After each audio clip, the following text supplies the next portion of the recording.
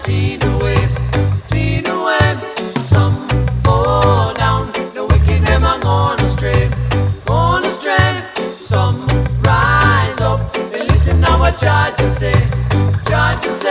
Some fall down, my brother don't you go that way. Hey, the cat and a fitting, the cow never jump over moon. We not go over Babylon, little, but judge all come away soon. Babylon says it down, but we are stand up tall.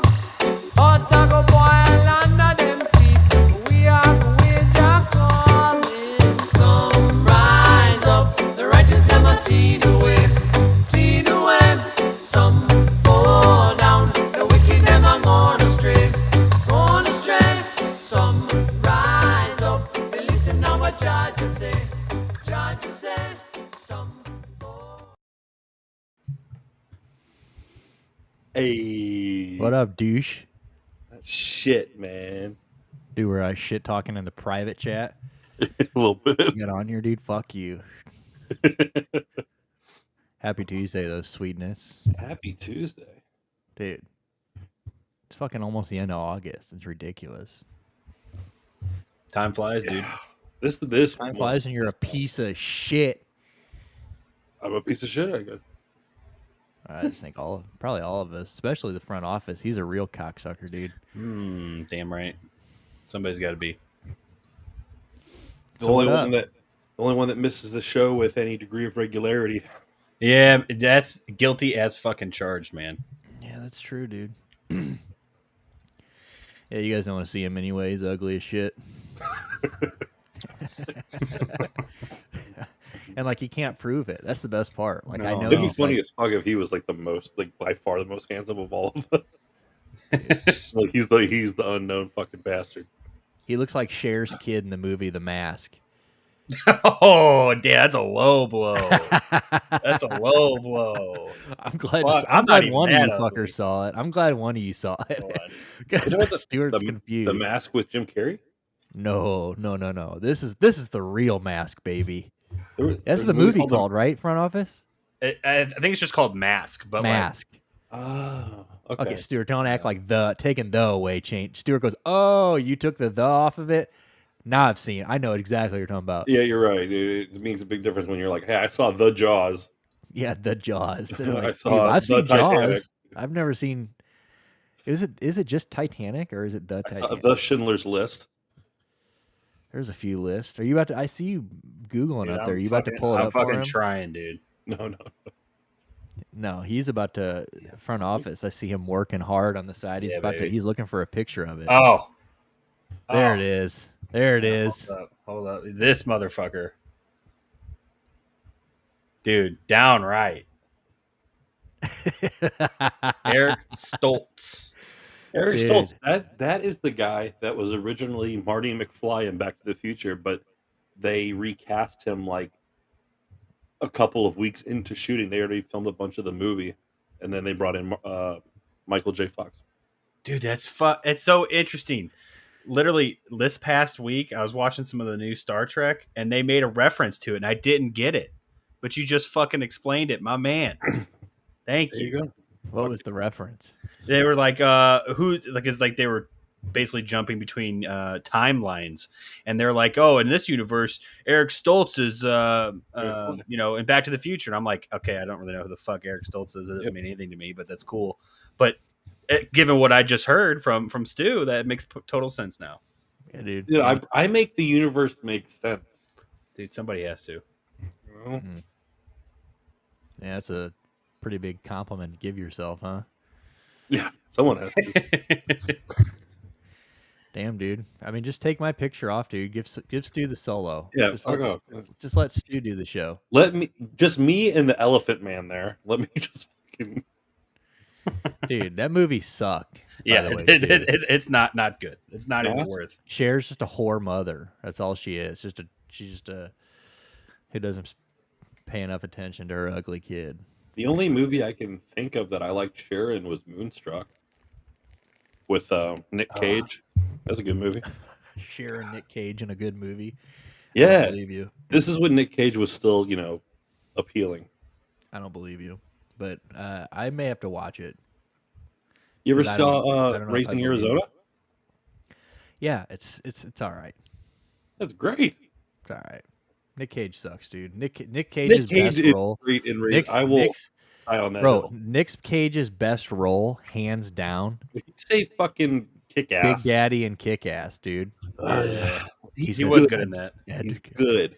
He says, whenever he's like, he's on fire, and he's like getting his crotch catches on fire. But my favorite part when he's like, add a shopping cart. I still say it to this day. Where that's when they buy the fucking jetpack. It's a great movie, great fucking movie. It is the most underrated superhero movie ever. Is it underrated though? I don't. It was pretty big. Kick ass, dude. But who talks about it now? Like when people rank Well, superhero because movies. MCU came in and just fucking. That's what I'm saying, though. But so now I would say it's underrated. Yeah, I from that line of thinking, I can see where you're going with it. I'll agree. Yeah. So I mean, yeah, for sure, it was huge when it came out. I remember it being a big deal, but like it's completely forgotten about now. And like the second one was not great. It wasn't terrible. I thought it was really weird that Hit Girl kissed him at the end. That kind of threw me off. That's like I don't even know if she's of age, but Oh shit! kind of weird. And then when he rides off, and they definitely set up a third one, but I don't know. Maybe the kiss ruined it. But the first one, it is one of my all-time favorites. It's got the best soundtrack of any superhero movie ever. Like it is just the whole goddamn thing is so good. And then like when Joan Jett kicks in, when Hit Girl's just fucking people up in that hallway in that library, it's a top 10 fight scene ever. Like I would literally put that in top. It's so good. A good soundtrack will make it or break a movie. Like specifically superhero films, like Kick-Ass soundtrack kicks ass. Whereas, what was the Spider-Man movie that had Jamie Lee Fox as like the Electrode? Oh, that's the Adventures of Spider-Man, I think. The soundtrack to that literally made the film worse.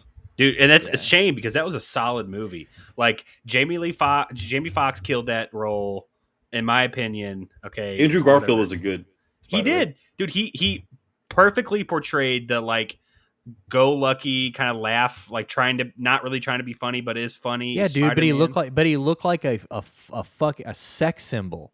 Yeah, I know that was the issue, right? 100%. That's the and that's why I've always said that I've always said, and you know, it's probably cliche to say this at this point, but like as soon as the fucking Tom Holland one came out, I was like, okay, Tom Holland is, in my opinion, the best of both. He's the best of both. Yeah, I think Tobey Maguire was the best Peter Parker probably. And for the times. I think Andrew Garfield was a really good Spider-Man. He's a good Spider-Man, but I don't think that like he was a good Peter Parker. I think Tom Holland is like the best of both worlds. I think he is just the full circle. He's so good, like you know, and he's fucking perfect. Like that kid is the perfect Spider-Man, and like I'm so glad that like a couple years ago and all that Sony shit. I mean, like him drunkenly calling the MCU, you know, when all that. Because remember when we ever thought we were going to lose Tom Holland Spider-Man and like Sony and MC their deal was up, and wasn't he like drunk crying or something? Yeah, he drunkenly called them crying and was like, this role means the world to me and so many people, and like we've basically like finally got Spider-Man right. Let's not fuck this up, because like Tobey Maguire off to a hot start. First two were good, third one awful. Yeah, really bad, really bad. Fucking bad. Andrew Garfield, you know, one and done. The Jamie Foxx. Well, was there two of them? I thought there's only one. There was two. Let me see. And see, that's what. If there was two, point proven. It fucking, you know, it wasn't worth the first one wasn't bad. I'm with you. I liked The Amazing Spider-Man. I thought it was a good movie, but I just always was like, damn, I want to blow. Oh, you're right. There is two. Peter Parker. Two. You know, and I thought so. I thought there was two of them. Yeah. But he was just too good looking. I'm like, dude, Peter Parker can't be this fuck fest. You know what I'm saying? Like, but you know, great movie. But then of course the and Zendaya is the best fucking. 10,000%. Mary Jane. 10,000%. She'll love that over woman. what was that? Gwyneth Paltrow. So I always do think love of, Gwen Paltrow too. Well, yeah, nothing wrong with her. She just she was the Peter Parker, or she was the original one. to Toby. Yes. Or Kirsten Dunst. Was it Kirsten? It was Kirsten Dunst with Tobey Maguire. Yeah. Oh shit! No, you're totally right. I always, dude. Kirsten Dunst was a babe, dude, for sure. I mean, yeah, they're great. I'm trying to think who was the one in. It was Chloe. Who was that? It was the chick from Superbad in The Amazing Spider-Man. Emma. Is it Emma Watson? Emma Stone. Emma Stone. That's who I just saw. My wife made me watch some fucking high school comedy called Easy A. Pretty good. It's surprisingly good. Nice. What's it on? There we go. It's on Netflix currently. Nice. But it's from like 2010. I was like, oh, this is not going to age well. It actually aged really good. Yeah, I've always liked her. The one thing that didn't age is Amanda Bynes as like the Jesus freak, like damn, stirring up all the shit. You're just like, yeah, damn. You can tell that this is like her last role before she went off the deep end. Damn. God damn it, Amanda. Yeah, that's sad. She's the man. What's it called? Easy A. Yeah. Parallels to the Scarlet Letter. Oh, gotcha. Okay. Yeah. I mean, maybe I'll throw that bitch on too. I like Emma Stone. I've always liked because the cast is awesome. Like the teachers of the school, Thomas Hayden Church, who every time he's in something, I think he's the fucking man. The school counselor is Lisa Kudrow, and Lisa Kudrow, I mean, everybody knows her from Friends, but anytime she's in a movie, she kills it. She's one of the funniest women on the planet who's never quite gotten her due because she's always been Phoebe from Friends. But she is one of the top 10 best comedy actresses of all time. And anytime I see her in a movie and cast a movie, I'm like, that gives this movie credibility. Yeah, Thomas Hayden Church is the shit. Yeah, I don't know these people like names like you. I mean, I know Emma. Yeah, I know Lisa, and I know Lisa Kudrow, obviously. Malcolm McDowell, you know him. Yeah, Fred Armisen is a pastor. Stanley Tucci is Emma Stone's father. Tucci is awesome in this movie. This girl's got a huge mouth. She has a big mouth in the movie too. Yeah, I mean, you can't hide that. You know, you guys gonna say you don't get rid of that. That's there for any role, baby.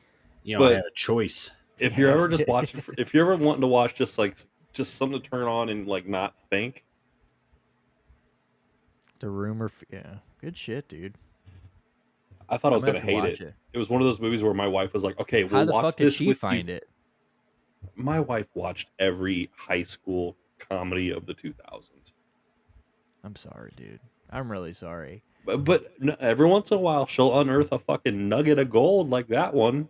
But this was one of those movies where she's like, "Okay, I'll watch this with you now. You choose this movie on the condition that the next time we watch a movie, we watch this." And I was like, "Fuck," because that usually sucks. But this one was good. So Shannon and I used to watch shit together a lot more than we do now. We still do watch, like we've been slowly watching that Women of Hip Hop together. Great. Mm-hmm.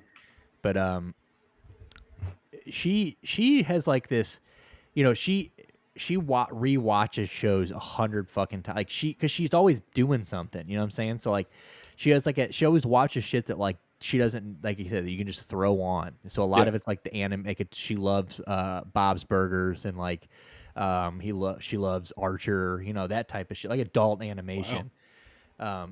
She loves Rick and Morty. You know, she's probably watched all of those like 100 times. But lately, she's been going through Futurama, and let me tell you, Futurama was and still is the worst fucking show in the world. I hate it. I fucking hate it. It is so dumb.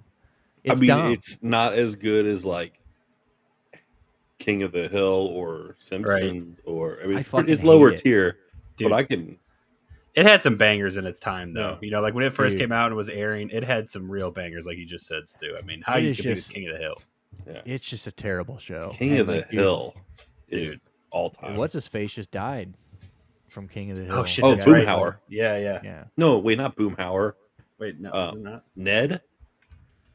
You fucking Idiot, dude. Ned? You were so confident real quick, and then I saw it. Front office. I love that. Like I'm sitting in the co-captaincy because I can see when our front office is just working hard. Oh, Johnny Hardwick of King of the Hill. Yeah, okay. He Voice. was Dale. Dale. Dale was a good one. Dale was a good one, dude. Rest in peace, Dale. There's a lot of motherfuckers dying. We're gonna go right back to this. I do want to shout out August 08 died today, which really fucked me up. I got into him when he signed with 88 Rising a couple years ago, which is where Rich Brian is from. And Joe. I'll be honest with you, I'm not privy to that guy. He wrote. So he actually wrote like the big. I'm trying. What song the fuck did he write? He got huge. He wrote Fashion Week. Oh no, I'm the One by DJ Khaled. He had Justin Bieber, Quavo, Chance the Rapper, and Lil Wayne. He wrote that song. And he also wrote Fashion Week by Wale and G-Eazy. So then after that, he became like a, he kind of like got a name household after that. Name. Yeah, and then so then he signed with August 08, or he signed with 88 Rising, which is predominantly like an Asian record label. It's got like Rich Brian, Joe G. It's got a lot of the Asian. But this dude can sing like a motherfucker. They got a song called Midsummer Madness, which is great. But yeah, I couldn't believe it. I was like, damn, I saw like he died 31. But I guess he's on Def Jam now. I mean, he's a producer for Def Jam. Looks like it. Singer and producer. How did have they mentioned how this they haven't mentioned fellow it, passed away? No, I haven't. But it was like a sudden passing, so it makes me think that it wasn't. It may be something health wise, but it makes you when you say sudden like that, he's a big boy. Yeah, he's a big dude. He is a day less than 2 months older than me. Big dude, and he just passed. Damm. Maybe I should like. You want to go do a lap real quick and come back? I mean, I'm glad I'm eating a salad tonight. Stuart's like, hold on a sec. He's like, babe, turn off the stove. Take the croutons out. Yeah. I got my big fucking water. I'm gonna go eat a salad after this. There you go, baby. No croutons. Dude, that's what always gets me. I'm eating salad. Dude, I'm telling you, dude. The dressing I'm fine with, but like, dude, I put too many fucking croutons where it's like I might as well just add them. You get a good flavor of crouton. Oh, fuck me up, dude. Woo, fuck me those up. Parmesan garlic ones. Dude, if you still want crunch, but if you want a healthier crunch in your salad, throw those what are those, the Chinese noodles, the hard ones? Oh my god. The little wheat cracker noodles that you put on top of like Chinese soup. Wonton? No, fuck. Is it like chow mein noodles? Egg noodles? Oh. I don't know, Stu. We're back to the pop culture days. We can't remember any goddamn thing we want to talk about. Dude, you guys know that thing? That one thing? The dried chow mein noodles. Chow mein. Okay, so it's just a dried noodle. Yeah, you put them on the egg drop soups. Yeah, they're whole wheat. Okay, gotcha. So it's not like a complex carb, easier to digest. Dude. Yeah, but I think you're missing the point of Parmesan garlic croutons are fun. That's the problem here. It's not that we're looking for a substitute. They might be fun. There are a lot of things that are fun, but they aren't Parmesan garlic crouton fun. And I also fuck with the tortilla strips. I'll be honest, dude. Like, I don't crouton hard. Man, I'm sorry. I never have. Yeah, dude. You're missing out on salad. You're really you're not living. The thing that I'm excited about for this salad is that I handpicked out a giant heirloom tomato, and I'm gonna put that entire bitch in my salad tonight, and because I love tomatoes. Twice this week, I have had tomato sandwiches for lunch. I can't stop eating tomatoes. Yeah, dude. Well, you need to quit acting like living like you're on the fucking dole, and maybe on which would be the Irish fucking it's like food stamps. Oh, Stu, I'll take him off right now if you want me to. No, great. No, Nick saw my lunch a few weeks ago. Fuck both of you. He's eating bread and tomatoes, front office. Like, no, take this motherfucker off, not me. I showed Nick my lunch like a month ago, and he's like, "Why are you eating like a minor in the 30s?" Like, what the fuck is going on? Wait, dude. And he's like, I love sardines. Yeah. I love canned fish, is what he said. That was the thing. He loves canned fish. Tinned fish. Well, tinned fish. Even better. So I had a can of sardines and hot sauce, some saltine crackers. I think I had a dill pickle. And what else did I have? I think I had some olives. dude, that is the whitest lunch I've ever heard in my life. He's like a fucking he's like a real crossroad trucker. You know what I'm saying? Like, and bro, and you haven't put your hand in like a crouton bag when you're not eating a salad just to taste it?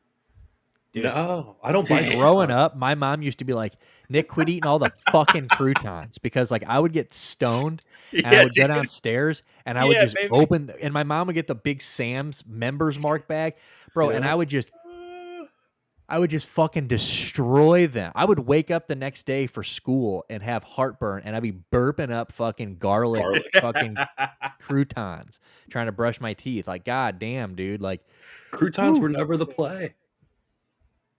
Then it sounds like you've never been in play, my friend, because it sounds like you've been on the sidelines. Because, dude, next time you're here, I see you, I'm gonna hold you. I'm forcing a crouton in your mouth. Like, that's fine, dude. Like, dude, we're gonna eat a crouton salad. I like croutons. It's like it's that movie Fatso, where I'm like, I like bread. You love bread, like, dude. It's gonna be one of those things where the croutons are 3-1 to lettuce.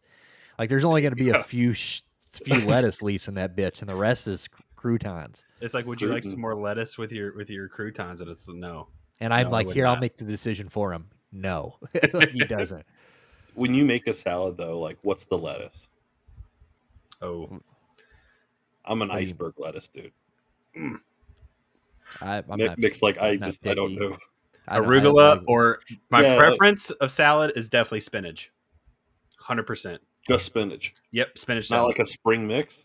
No, I mean, I like the spring mix. I like the spring mix. I'm not just eating fucking spinach. I do like spinach as I've gotten older. I don't like cooked spinach. Cooked spinach makes me. It's a consistency. It looks like, for me. dude, it looks like ass. Like, that's what I'm saying. Like, I'm a very, very, very big, consistently, like, I don't like texture. Like, that's why I don't eat. Like, I love jalapeno flavored shit. Won't eat a jalapeno. I'm not gonna sit here and eat a jalapeno. I don't like jalapenos. You don't like if there's like a slices of jalapeno in something? No. Like, I'll like if you like dice it up or something real good, like, it's fine, but I don't like chewing like little bits. Like, too fibrous? like the seeds and shit like in there and stuff. I like that. Me too. Well, you also like tinned fish. So like I said, like, it's very different. You when it comes to like when you go, oh, I like that. That just reaffirms the fact that I probably don't. You know what I'm saying? A lot of what, maybe it's because I have a deviated septum or something, and like maybe my taste is not as strong. But a lot of what I like to eat is dependent on texture. Yeah, I'm just a pussy when like I'm not a picky eater. Like, I eat a lot, but like the things I am picky about, I just don't fuck with it. Like, I'm not about it. Like, but I lettuce wise, like, if you had to give me a salad, as long as the lettuce looks fucking clean, like, that's all that matters. Like, I don't like lettuce that looks brown. Like, if it looks too, I know, like, people like whatever, nobody likes brown lettuce, but like some people will push the lettuce to like, oh, it's still good. No, the fuck it's not. Like my old boss. Lying. Yeah, they're lying. You're lying. Okay. Like Viviano's. He'll ride the line of freshness and fucking and like, decomposing. Dude, right. And I'm not there for that. But, and all this, I don't even know where I know that this all started talking about August 08 dying and we started talking about his weight, and then we never turned back. So rest in peace, August 08. Yeah, dude. 31 years old, young. And rest in peace, King of the Hill Dale, because that's where we were really on. Yeah, eat more salads. Eat more salads, though. Maybe if Dale eating a goddamn salad between, cigarettes. And corner beers, maybe Dale would be around. But it is what it is. August 08, though, I don't know what it is. They just said sudden passing. So, but yeah, check him out. I know you like them singing motherfuckers. You're I'm not a Rod Wave guy. I am a Moray guy. You ranked Rod Wave pretty high today. Yeah, well, that's because I applauded it. Yeah, well, he can write. Like, I like his writing, and Moray is like the only guy I can stand, and like I remember when I found Moray, like, you know, and I don't even like a lot of some of his new stuff is kind of whatever. Like that album, Church or whatever Street Sermons, great album. But yeah, I'm not, but he is August '08 is like one of those guys. He's more R&B, I would say, than rapping, but great artist. So You don't like those trap soul guys like I do? dude, they just it has to be hit or miss. And Rod Wave is out. It was before Moray, but like you know, at least in terms of hitting it big. I don't know who's been doing it longer, but yeah, I just don't. It has to hit for me. And there was something about that Street Sermons album, the Moray one, because he was like spitting. You know what I'm saying? Like, yes. But even now, I don't know. I feel like there's only so far you can go with it, and I think kind of like now, like one, he's not even releasing stuff that often anymore. But like. When he does, it to me it just all sounds the same. It's hard to switch that up. They talk about like how like your first album takes your entire life to record and write and all that stuff, and then it's like, okay, your second album, now you have like a year maybe. So it's like that first album is so good because it's probably the fucking best cuts of his life. Dude, okay, so speaking of that, we were just talking about this the other day about Sum 41 because I was just listening to it again today. Well, that wasn't their first album, though, was it? Didn't they have Filler? Was Chuck before that or after that? Chuck was. I think Chuck was first. I feel like Chuck was first too. And All Killer No Filler is obviously better than Chuck. Chuck's a great album too, but Chuck was no, All Killer No Filler was first. Actually, I'm sorry. Rock Out With Your Cock Out was number 1. 1998. Nice. I wonder what that was. Does that have like a track listing on it? It might. That sounds like it's like some early shit. No, like some obviously they probably had like an EP or something, right? Oh my god, they didn't. Punk rock. Yeah, let's just click on. Yeah, they had an EP before that. Yeah, Half Hour of Power. Another 1998 demo. So I don't know if I'd call that a full album. Well, there's an EP in 2000, the year before the first album, which had like the same album cover. Gotcha. So Half Hour of Power is the debut extended play. Yeah. But a lot of these songs ended up on that first album. Interesting. Yeah. Dude, All Killer No Filler though. Them boys just that found was God and just put it. There's a lot of bands that like that first album is just so good, and then it just kind of it's just a slow decline. Like I like Coheed and Cambria. Nothing tops that first album. Nah, dude, I'm with that. The fuck are they doing nowadays? Didn't they just tour recently? Yeah, they're still killing it out there. Their albums still sell. Like they did. Wow. They decided to take a break from their like concept a few years ago. So they recorded an album of just rock songs with no theme to it, no giant sci-fi set, space opera bullshit. Interesting.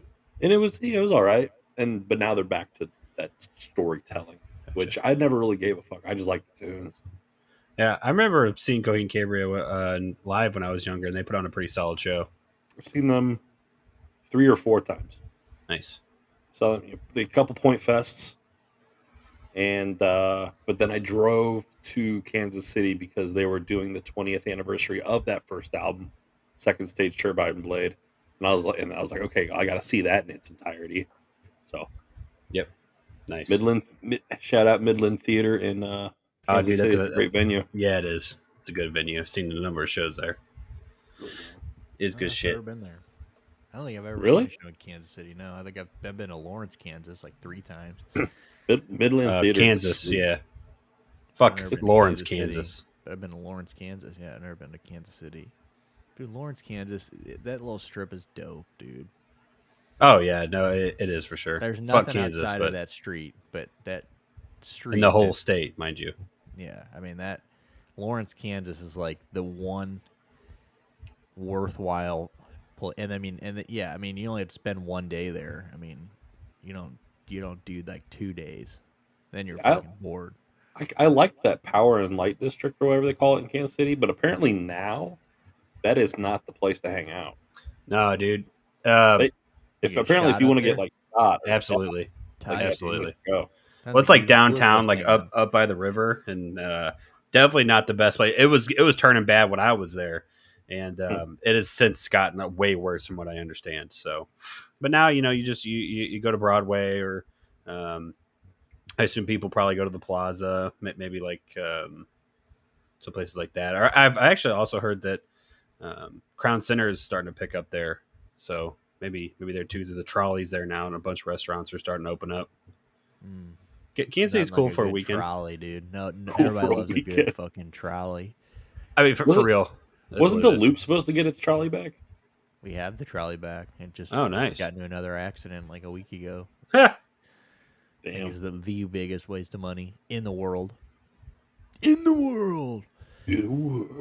Actually, thanks a lot, St. Louis, you fucking shithole city. Hey, why don't you take some of that money? Why don't you get rid of that motherfucking trolley? And let's put some motherfucking money into fixing these potholes. Why don't we just finish Jefferson Avenue? Let's do that, because I'm really goddamn tired of driving down I will leave. It doesn't matter how early I leave for work in the morning. When I get to Jefferson Avenue, there is some fuckery because it all goes down to one lane and all this. I mean, dude, just on the way here, I just had to post on Twitter. I am the angriest driver in the world when it comes to, like, if you're like being just a total cocksucker. Like, there's a lot of times, like, all the way down Jefferson, it's one lane's closed, and then you get up here and it's the right lane, and then it's the left lane. So you just spend your whole time shifting lanes. And like, yeah, this bitch, so this lady, the lane's coming down, we're getting on the highway, lane's coming down to one lane. She sees me. I've had my blinker on for like 40 seconds. I see her, she's looking at me, she speeds up, and the person in the passenger seat's giving me the no finger. So I'm like, okay, bitch, we can do this. So I just drove on the shoulder of the highway and fucking went like 5 cars ahead of her and just squeezed my way in and put my finger out the window and told her to go fuck herself.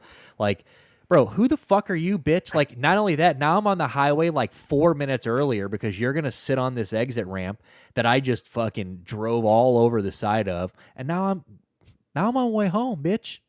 So, see ya. But like, that's happened twice this week where people don't want to let me over. Bro, I will fucking, like, I followed this guy a mile down Jefferson the other day with just laying on my horn at 7:30 in the morning because I'm like, you don't want to let me over? Okay, well then I'm going to follow you down this one lane street laying on my horn. Shane goes, you're going to get shot. And I'm like, cool. Like, dude, like, I hope that some motherfucker, like, the last thing he sees before he does life in prison is me, like, my ass shit talking through my dart, going, you small dicked piece of shit, you know what I'm saying? And then, how have you never gotten into a road rage fight? I don't know. Yeah, I think people are usually pretty shocked at my boldness, to be honest with you. Because that guy who I laid on the horn, he just kept telling me to go fuck myself.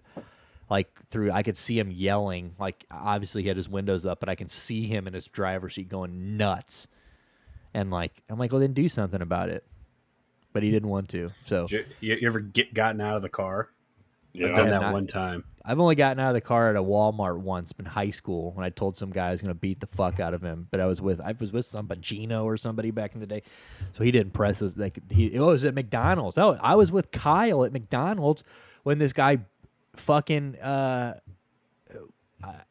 what did he do? He cut Kyle off or something in the drive-thru or something at like 6:30 in the morning. We had been fucking railing coke all night long, so like it was like a fucking, like, we needed to eat. You know what I'm saying? Like, it was like, we've been awake for 60 hours. We need to eat something. And we pulled in, this guy cut us off, and Kyle and I got out and we're like, we will beat you to death. Like, today's not the day. And that guy got back in his car, and he realized at this point Kyle was missing one of his back windows. So like, he probably looked at us, looked at our eyes, saw that Kyle was driving in a car with a knocked out window, and he was like, this is not the one. This is not the fight I need to get into today. I got into a fight on your street. On Forder? Yeah, I was telling Pepper. I was telling front office about it. Nick, you remember that it was like 2010.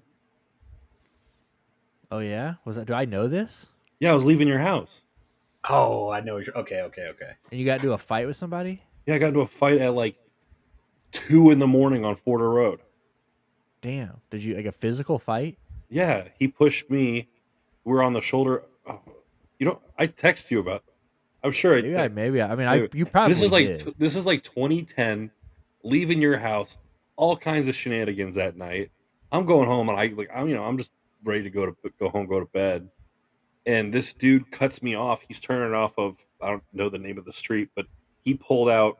I knew he would he was stopped there, so I'm like, I'm coming down Forder. He pulls out and I have to hit my brakes to avoid hitting him. And so I lay on the horn, and he does the thing where he brake checks you, being like, "You're gonna do something," but I'm still laying on the horn at 2:30 in the morning.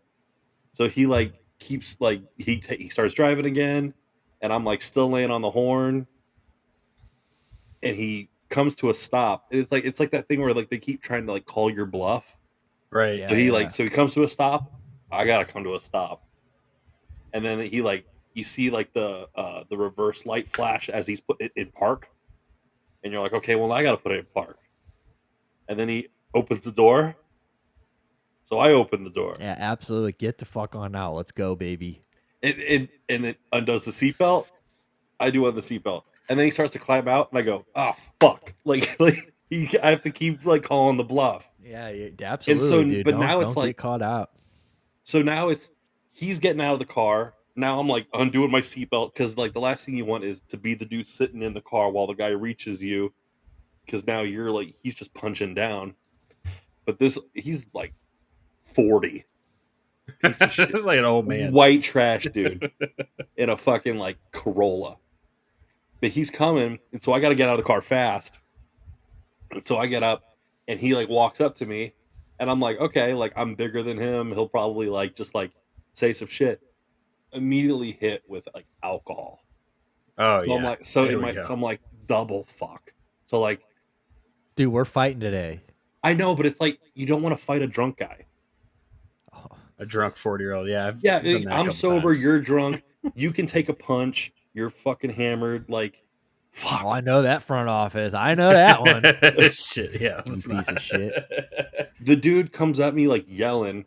He tries to shove at me, and he slips on the gravel on the shoulder of the road. He starts to go down, but he grabs my shirt and pulls me down with him. I land on him, and I'm like, okay, he's drunk. This needs to end fast. Right. And so I just go, hammer fist right on the fucking top of his nose. Pretty sure it broke. I felt it give. And I just get up, and I'm freaking out because I'm 20. I'm 20. This is at 3 in the morning or 2:30 in the morning. Yeah, or whatever. I'm 20 years old. I just in the probably burbs. Broke this dude's nose. Yeah, dude. I get back in my car, freak the fuck out, and I just peel ass back. And I do not look in my rearview mirror until I'm on the highway. But damn, Stu. I'm just please, I don't want to see a silver Corolla behind me, and I just haul ass back to West County. There ain't no way he was getting up after that. You punch him square in the nose while he's already on the ground. He laid there for a couple minutes and thought about it. As I went around him, he was still laying there trying to collect himself. Yeah. But that was the one fight I got into, but I was just I know I need to end this quick. And he fell, he pulled me on top of him. Here, this is my moment. Get up. Just fucking hammer fist. Dude, I've never. That's wild. I totally forgot that. I mean, if you did tell me that, I just totally forgot. It's possible because I'm an ate up bitch, so I definitely you could have told me that, and I just don't remember. That was the last fight I've ever been in. Dude, last fight I lost the last fight I was at, and that's because I didn't see it coming. That's when I got punched in the back of the fucking head and curb. So is it a fight? Yeah, that's a cheap shot. Doesn't count. No, yeah, that was the last fight I got into. And then I had to take a 6.5 hour fucking Amtrak all the way home, concussed with my beanie pulled down over my eyes because I was bleeding from my forehead. I had dry blood all over my forehead. No shit. Yeah, dude, it was fucked up. Were these the days where you and I were not talking? Yeah, I was in Chicago for a Bulls game. And I got there with the two people I was there with, and We were all out getting fucking ham boned. I mean, I'm talking bar hop in Chicago. We were all amped up because like I had a Blues jersey on. Like I think I had a Blues or I had a Blues shirt. I know everywhere I went into, like I was getting shit talked and like like whatever hassling and like it was all friendly and like we were just drunkenly giving it back. Like we were amped the fuck up, and we're leaving and me and the two guys I was there, we're all just like shit talking in the street, and one of the guys I was with was a very anti-LeBron Cleveland Cavalier guy, like, and I made some comment like about like LeBron this, and he goes like, dude, nobody gives a fuck about blah blah blah, and I was like, dude, lick my fucking balls, dude. I'm like, shut the fuck up.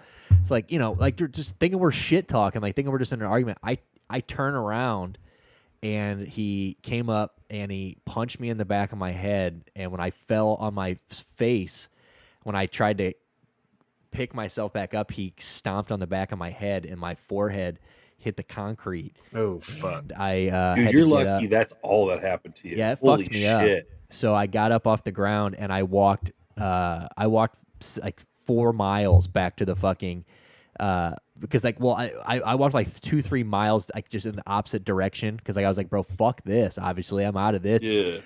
I finally like gather myself. I get a taxi back to the hotel we're at. The hotel we're staying at is in the kid's name that just did this to me.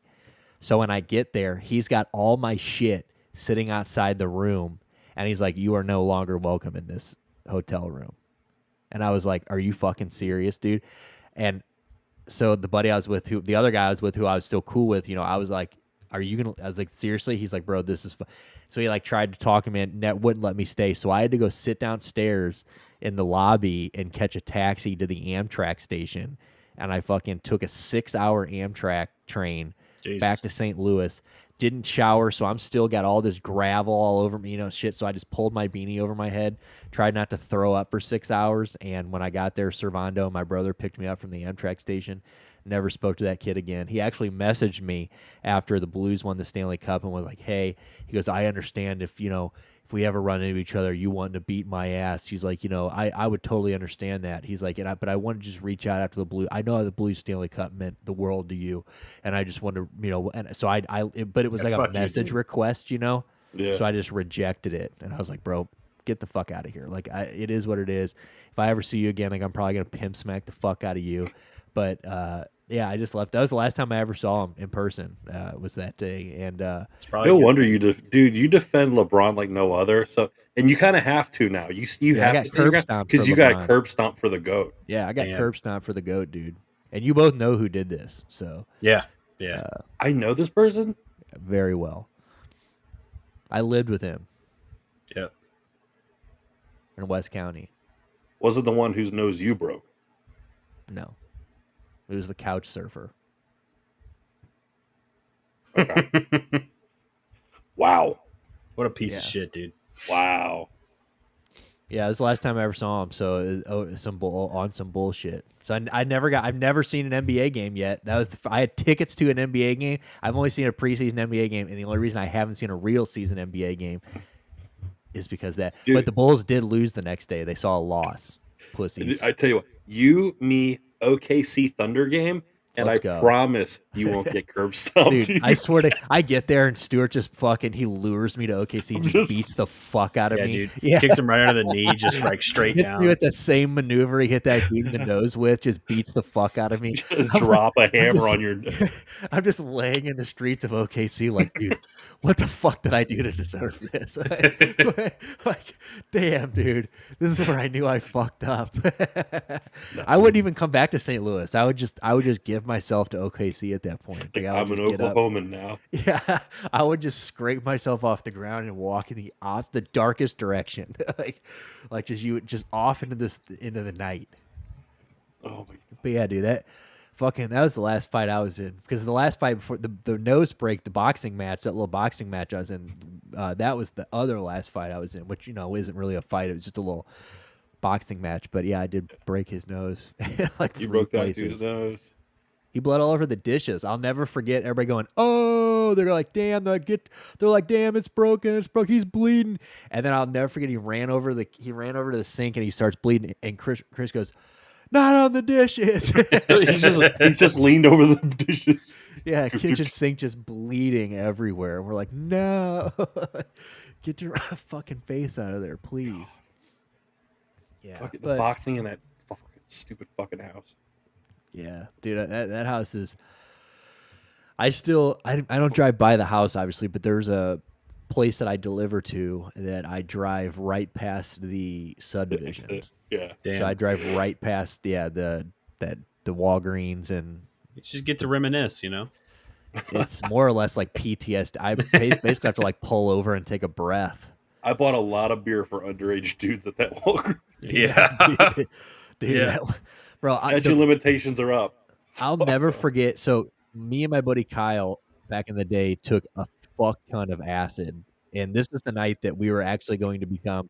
We talked about. We sat at the kitchen counter after the night like wound it down. And like when you're coming off of acid, like, you know, you're kind of just chilling. We sat there and we built like a cocaine enterprise. We're like, this is how we're gonna do it. Like, we're gonna sell cocaine. We're gonna do all this crazy stuff.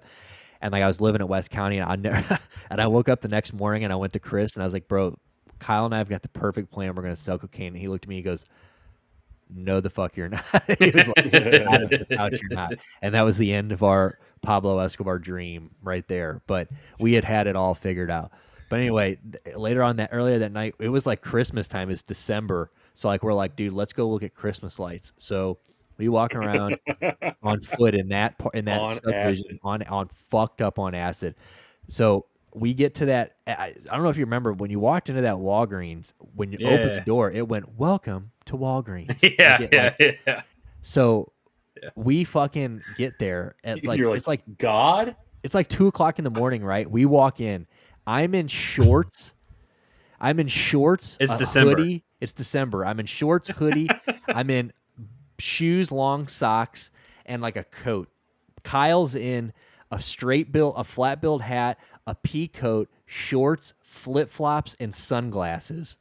Jesus Christ! It's like 25 degrees outside. We walk in. It goes, welcome to Walgreens. We look at each other. We laughed for like 5 minutes. We stood in the doorway and laughed for it had to have been like 2 to 5 minutes. So we finally like get ourselves all the way back to the drink aisle, and we're standing there for like 30 minutes. I mean, we cannot pick a drink. We finally get a drink. We get snacks. We get all this shit. We go stand in line. We're standing in line. We're laughing. We're knocking shit over. We get up to the thing. She rings us up. Neither one of us brought a wallet. Damn. So we just had to look at her and go, we're sorry. And we just walked back out of Walgreens and back into the night and went back to the house. No snacks, no drinks. It was fucked up. A sad day, yeah. The dude that stomped your ass. Mm-hmm. I remember buying his beer at that Walgreens, and I just had to Google the beer because I couldn't remember the name of it. But he was such a dirtbag that he was like super poor, so he could afford the cheapest beer. Everybody else was giving brand, right? It was yeah. I forget the name. What? I don't remember the name. Okay, I will tell you the name. So, but like everybody, Bud Light. I remember this was when Bud Light Platinum came out, and that was pretty big. That's all those kids drank in that house. Platinum, 6 Platinums, and you're good. We were the PBR kids. Yeah, that's who we PBR. But this dirtbag, Walgreens had a private label beer called Big Flats. It had the big water wheel, the big water mill on it. Yeah. $2.99 for a 6-pack. Oh, fucking unbelievable. 50 cents a beer. Dude. And so he was the one motherfucker that's sitting there drinking Big Flats from Walgreens. That's like my buddy Servando used to smoke Cobras cigarettes. Yeah. They still make Cobras? Remember Tough Guys? Tough Guys. There it is. Big Flats. God. That'll put some balls on you, dude. If you're a chick and you drink a Big Flats, you have a ball sack after that. Holy shit, Cobras. Are Cobras still around? Oh, let me see. Lucky Stripes, he used to smoke those. Well, Lucky Stripes those are the good ones. Those are like the expensive, no filters. You can still buy Cobras. They were like a green pack, right? Well, they had different. Had a the racing green ones, stripe on the top. Is that Cobras? there is a green Cobra, and they're menthol. Dude, Google Tough Guys. Tough Guy cigarettes. I don't remember Tough Guys. You don't remember the soft pack Tough Guys? They may have been dirt cheap brand, honestly. I don't know. That right there? Tough Guy cigarettes, there they are. I don't remember those. They were a soft pack, baby. See, I remember when like American Spirit was like a dirtbag brand, and now it's like the hipster, like overpriced cigarette. Yeah. You can't click on that photo? Is that what you were trying to do? No, I can. I just didn't know if you wanted me to. Yeah. Tough Guy. I don't remember that. Damn, that might be a. You said they sold it over at Dirt Cheap?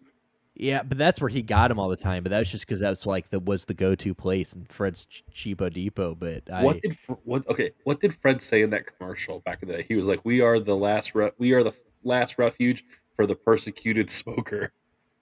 Is that what he said? Rest in peace, Fred, dude. What a guy. Yeah. And then when he got fucked out of Dirt Cheap, he said, "I'm gonna open Fred's Cheapo Depot directly." He said all kinds of crazy. He's like, "We're the last refuge for the persecuted smoker," and he said, "The more she drinks, the better you look." Yeah, I do remember that. Remember that. Fred was a bag of shit, dude. He would stand at Fred's Cheapo Depot and like every Friday, he would just stand to the right of the cans. Yeah, at just right at the cash register while you checked out. He stood to the right, and he would just talk to you while you were in line. I'm like, this guy hates Dirt Cheap. There's the only one reason this 90-year-old man is standing here shaking hands is because he wants every cocksucker that walks into that Dirt Cheap to know that Fred's over there, baby. That's right. Fred's across the street. Yeah. We are the last refuge for the persecuted smoker. And the more she drinks, the better you look.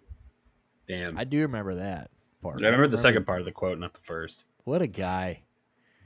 Dirt Cheap was this dude. I mean, every city has its like shitty local commercials, but St. Louis's just had a charm.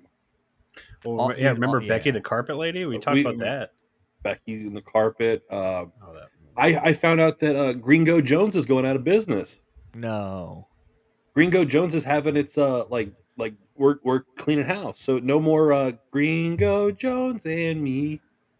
Damn, dude, I didn't know that. The antique Gringo store, Jones is dude. going That's my out, mom's dude. shit. Gringo Jones Imports. Oh, hang on. Gringo Jones owner says he's not going anywhere. Store will remain open. Oh, that's 2 years ago, Nick. You fucking retard. Let's 25 years. This was last year. What the fuck is this? In Gringo Jones closing after 25 years. That's May of 2021. And then in July of 18, just a month later, May, June, July, so 2 months later, he says Shaw store will actually remain open. He's not going anywhere. Okay. So that was 2 years ago, though. Someone had just mentioned Gringo Jones and said it was going out. So, beg my pardon. I mean, it very well could still be it. I mean, who knows? But what a place. That place was so tight. You know, I never went. My mom loves this fucking place, dude. I've never gone to Gringo, but I remember the commercials. Dude, this place was so cool. You always drove by on the outside and fucking... Oh, I have seen this building, actually. I've never been in there either, Stu, but... Dude, it had all that shit sitting on the outside. And it's just an antique store, and you just, like, walk through it, and, like, you can go upstairs, and, like, there's a basement to this place, and, like... It's pretty fucking cool. There was a post on the St. Louis subreddit today that I was looking at, and it was like, it would chime in. It was like, I have lived in St. Louis my entire life, and I have never been to, and just let people like fill in the blanks with the things that they've never seen and done. And some of the answers are like, wow, you never did that. Like the top one was like balloon glow. You've never been to a balloon glow. Oh, wow. Yeah, that's pretty wild. Or I'm kind of pissed off I missed I didn't realize that Evolution Fest was this week. Or I would have went. With Ice-T? Ice Cube. And dude, and goddamn, there's a tattoo artist here that she and I are friends with, Beth Glass. She's great tattoo artist, great artist. If you're in St. Louis, you want to get tattooed, you can try to book her. I mean, she's booked out for months usually, but she went this weekend, and I saw her post on her story. Cautious Clay, that guy I sent you, that like R&B jazzy guy, fusion guy I sent you last week. Yeah. He was here. Oh, no shit. And apparently just fucking tore it down. So like I was like, damn. I was like, that's awesome. I was like, was he good? And she was like, I was a fan coming in. She goes, I'm twice the fan I am leaving. I was like, that's cool. It's cool to see festivals back at Forest Park, you know. Dude, I really would. Yeah. Well, it's cool because like, you know, Shan's dad is like the project manager of Forest Park. So like he has had such a hand in like bringing that park back to life. And it's like St. Louis is just such a better place when Forest Park is like, you know, it's just when it's a place you can visit and run and you see people walking their dogs again. You know, it's pretty cool. Right. Now bring back the Keishi kite fly. Yeah, no shit. Keishi needs to just, you know, Keishi. Is this still a thing? Oh, Keishi's still a thing, but it's just not what it was, dude. Like I would too. I don't have like a CD player in the van, in my delivery van. Nowadays I just listen to my phone. Right. But like I usually, again, the radio always had Keishi on it, and it's like it's cool, but like here, like it's still the same old shit. Like you know, that's what you love. It's the same 4 Led Zeppelin tunes. It's the same 3 Def Leppard tunes. It's the same 2 Aerosmith songs, maybe a Poison song, and then they'll sneak in like a new one from some dog shit alternative band that you're just like, what is this? Dude, classic rock radio sucks so bad. It really does. Like, and you know, I love Keishi. I will never like hate on the history of Keishi. Keishi is a great. Sweetmeat is top fucking 10. I'm always on the lookout for like a Keishi hat or like a windbreaker. Great history, but like at some point, and it's cool that it's still going around. I mean, like don't get me wrong, that there is a coolness to the fact that there is a radio station that can get away with just play the same 15 song rotation 365 days a year, and like all they ever do is switch DJ hours. Like Favaz just is not in the morning anymore; he's in the afternoon, and that new guy is with John Hewlett. I think Hewlett might be leaving soon. Hewlett's part-time in it because he's going to be the announcer at Cardinals games. Right. So he's spending more time over there. Right. Learned, went to the point. Right. So I mean, they're reshuffling. The new guys, I don't like them on Keishi. So there's that kid. I always thought he was a kid, but he's like 40. Big Mets fan. He was that guy that we talked about. He used to work on iHeartRadio. AD, I think is what they call him. AD Roundtree, I think is what name. Oh yeah. Yeah, he's in the morning. He's the guy, he's the one that took Favaz's spot. You know, big shoes to fill. I mean, that's a rough spot to get in, especially like somebody who's been in the morning for that long and like just, you know, I mean, Favaz is. Well, shit, how long has he been in the mornings? 20, 30. Man, him and the U-Man were together for a long time. Oh yeah. My Uncle Joe used to call into the studio where Favaz was on the radio when he was on the radio. It would give him so much shit over what he played. He would like troll the shit out of Favaz because he was like, "Why don't you play more Rush? Why don't you play more Genesis?" Like, because he's a big prog dude. Yeah. And he's like, and Favaz would be like, "I'm not playing that fucking prog shit." I've always had that little beef with Favaz because Favaz married my mom and stepdad. You know, did officiate the whole thing. Right. But when Riverport got hit by that tornado that year, remember? And we had to do the cleanup. Yep. And I probably shouldn't have, but I took all those photos. Me too. And put them on Facebook. And fucking Favaz took my photos. And it's not like he shared my post and said, "Wow, look at all this damage at Riverport, blah, blah, blah." He saved my photos from my post and then made a post about the Riverport cleanup and like everything going on and used my photos. So then I comment on it and I go, "These are my photos. Are you going to give me credit for these?" And he commented back and said, "You just got it."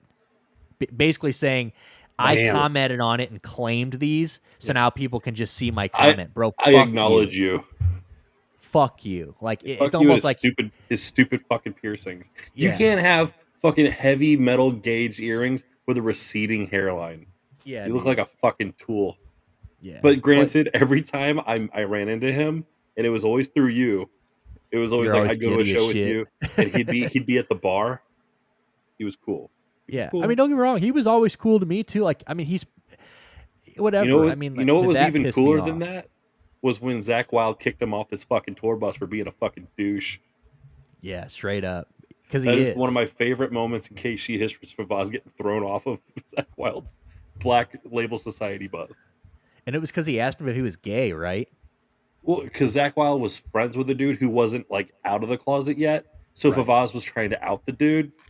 And Zach Wilde's like, get the fuck out of here, you piece of shit.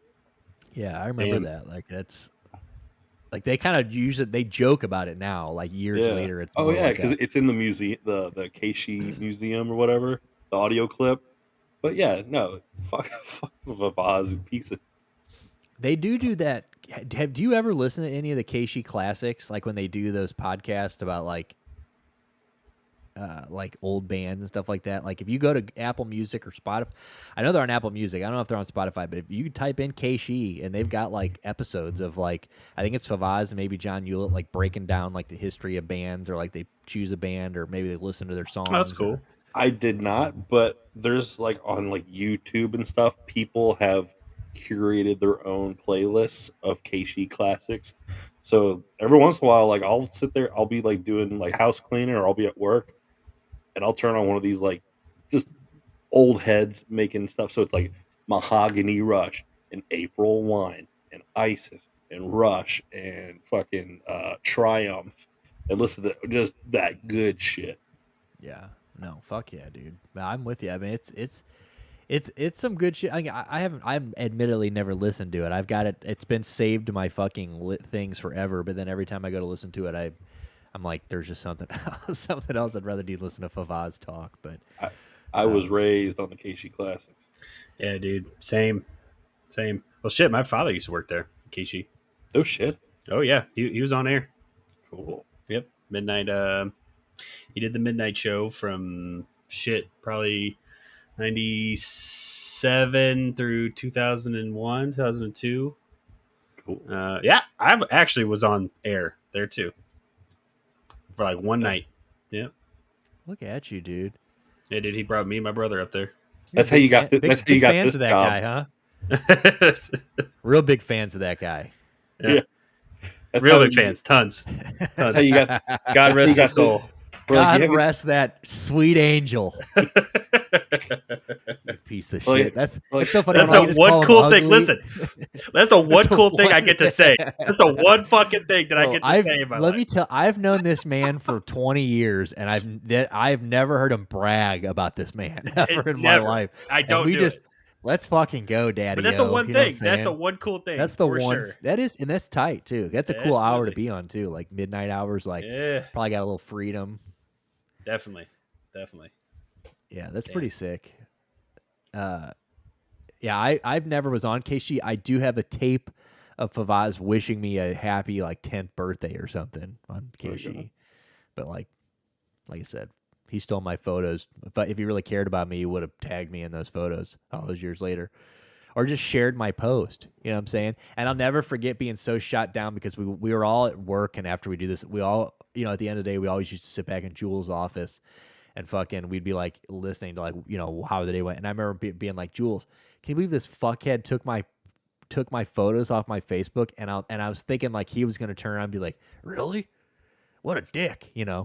And I'll never forget him looking at me. He goes, do you think you should have done that? He goes, do you think maybe those photos, do you think maybe they don't want photos on Facebook for insurance reasons? And I was like, hey, really good fucking point.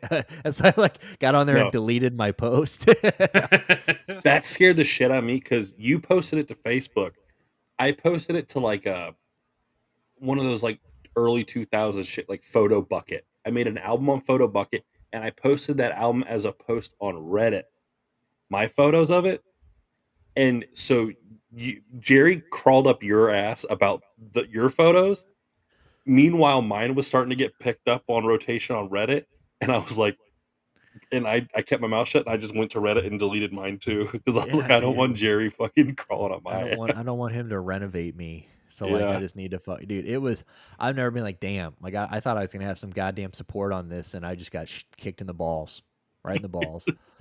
But I was like, yeah, mate, good fucking call, Jules. Never thought of that one. Maybe I should go delete it. I was just so hyped up. I was probably fucking 17 hill baddies deep at that point, fucking just pissed. But yeah, dude, fuck Favaz. But fuck Favaz. Keishi, keep going though, as long as you want. I don't want to ever don't ever think that we're saying you should get off air. I'm just saying you guys, they're very boring, but it is very cool that you should that play somehow better music. Play better music, and it is cool that you guys have stuck around this long. Like somehow there's still a channel that just plays Def Leppard still, and like that's incredible. But so here's what I'll tell you what they've played recently here at K-Sheet, just as a sampler. So right now they're playing "You Ain't Seen Nothing Yet" by Bachman Turner Overdrive. Surprise! Nice. Yeah, classic rock radio. "Lithium" by Nirvana. Nice, shocker. "Traveling Man" by Bob Seger and the Silver Bullet Band. 18 in a Life by Skid Row. Fuck yeah, dude. 18 Simple Man in life, guy. 18 in life to go. Leonard Skinner, "Simple Man." Nice. And Traffic, "Dear Mr. Fantasy." There you go. There's a deep cut. I say that's kind of a different one. Scorpions, "No One Like You." That might be one that's played 4 times a day. And then because they probably didn't play it for an hour, they did "More Than a Feeling" by Boston. That's about 5 times a day. Oh, then Def Leppard, "Love Bites." Oh, and it's some Sammy Hagar. "Winner Takes It All." I would almost argue there is not a radio station on earth that plays more Scorpions than KC95. You're probably right about that. Like I don't think anyone is that loyal to the Scorpions. Like Scorpions was a big band, but there's just some bands that in St. Louis they just caught a little better than the others. Yeah. Like REO Speedwagon is a big band. Jesus Christ. But in St. Louis, they're God. They're gods in St. Louis. Sammy Hagar is cool, but in St. Louis, Sammy Hagar is God. Walks on water here. Yeah, red water. He literally just gets fucking ham-boned on stage. Like the show starts off great. Halfway through it, it just starts sinking, but it's just because he's up there just getting, fucking hammered all night long. And he's 70, if not more. He's got to be. Didn't he just turn 70? And he still sounds good. He still sounds good. I was never I am a Hagar fan, not a big fan. I love them both. Hagar. I love them both so much. But I will give Hagar the edge because Hagar's solo shit is so much better than Roth's solo shit. Yeah, dude, but you're saying you liked Hagar Halen more than you like David Lee Roth Halen? I like Roth Van Halen better than Hagar Van Halen. But overall, you like Hagar more than Roth. Yeah, I'm with you on that. I'll give you that. Okay, I just thought you were going to say that you liked his era more too. There's a lot to really like about the Hagar era of Van Halen, but there's also a lot of mid shit. Dude, speaking of the kid that stomped me, here's something else that just makes, where we keep cutting back in on things. This goes with the big flats. He used to regularly tell me, look me in the eyes and say, Michael Graves' Misfits is just a lot better than Glenn Danzig Misfits. And I'm like, damn. Nothing wrong with that era, but there's quite a bit wrong with that era, but it wasn't terrible. It's a good. I liked those albums. It was all right, dude. But the classic Misfits can't be topped. Dude, there's nothing better than Walk Among Us. Like it fucks so hard. Actually, I just saw an interview with Dave Grohl. Dave Grohl, he said he never liked the Misfits. I saw that. He likes the Misfits now because of his daughter. I saw that. I just watched interesting. So there's a YouTube channel that I don't know if we're allowed to shout out other YouTube channel. I guess we can link them. I don't know, but there's this channel called Punk Rock MBTA. Have you ever watched MBA that? Or MBA? Yeah, it's the MBTA. He's MBA. Great. Yeah, great. He did Rancid, did a really good Rancid one, but he just did a Misfits one recently, and I was watching it, and he hates the Michael Graves era. Like, I don't hate it. Like, I do think it's, some of it's good, but like, he is like, he basically is like anything that's not Glenn Danzig is just not Misfits. It's basically like everything is just, which I agree with that. But I also, I mean, Glenn Danzig is also a fucking fool. So like, I can see why it's hard to get along with, him and Doyle trying to get along with each other. It's just like, Doyle ain't even the problem. It's fucking Jerry. Or I say, yeah, Doyle. I mean, Jerry. Yeah, Jerry only is the biggest fuck in the world. Doyle's the guy who's like, he's just eating like a carrot because he's vegan, and he's out there just like lifting weights, eating a carrot, being like, "Come on, guys, let's just get along and make some money." Meanwhile, Jerry and Danzig are like, "Fuck you, dude." Two fucking bloated 60-year-old dudes wearing fucking spikes and leather. It's sad. It's kind of sadder than Kiss in a way. But it's just Gene now, right? Or is Paul staying? I guess Paul's still there. It's just Paul Paul and Gene, and this is their final run. Apparently, they're finishing up in New York like right now. Oh wow! Yeah, I think did AJ see the original Misfits? He may have seen the original Misfits in Chicago at one of those festivals at Riot Fest or whatever the fuck they. I don't know if it was original. I mean, you had Doyle, you had Jerry, but it had the dude from Slayer, Dave Lombardo, on drums and not Robo. Yeah. Which is cool because Dave Lombardo's the shit. Yeah, I love Slayer. Yeah, it's everybody but Dave Lombardo. Yeah, it is Dave Lombardo from Slayer. But I mean, but as far as like, I just want to see Danzig sing. Like, I don't like not him. his shit. Not his shit. Like Jesus or Christ. Elvis's shit. I'll never forget. Tim from Riverport used to plug in these old shitty things, like these radios, and he would play Sam Hain albums, and I'm like, dude, Sam Hain is just Sam Hain blows. They're so not fun to listen to, dude. I almost started a band. I'm trying to remember what this dude's name was. He went to Fern Ridge. This dude was a tard, but it was in between. I was in between bands at the time, and I was just trying to find the next thing. I wanted to do something punk, and I'm in Chesterfield, fucking Missouri, and it's like me, Muffy,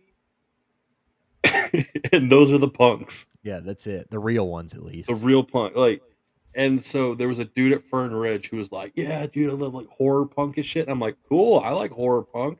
Let's go." And so, this is after Stockholm was done, and Mike Evans was also looking for like the greatest local band of all time. The greatest for local those band who of all don't know time. who Stockholm is. And I was like, "Dude, you want to?" I was like, "There's this guy who wants to play, David Pevnick." And I was like, "There's this dude named Dave at Fern Ridge that wants to start a band, and I'm going over to his house to jam and just see if like there's anything like cool chemistry." And he's like, and Mike was like, "Are you talking about David Pevnick?" And I was like, "Yeah, you know him?" He's like, "Fuck that guy." He's like, I guess they had like a girlfriend in common that turned ugly. But Mike was like, "This dude sucks Danzig's cock." And I'm like, "What?" He's like, "Dude, this dude is obsessed with Danzig." I was like, "Well, Misfits." I was young. I was like, Misfits, cool, whatever. I had no idea.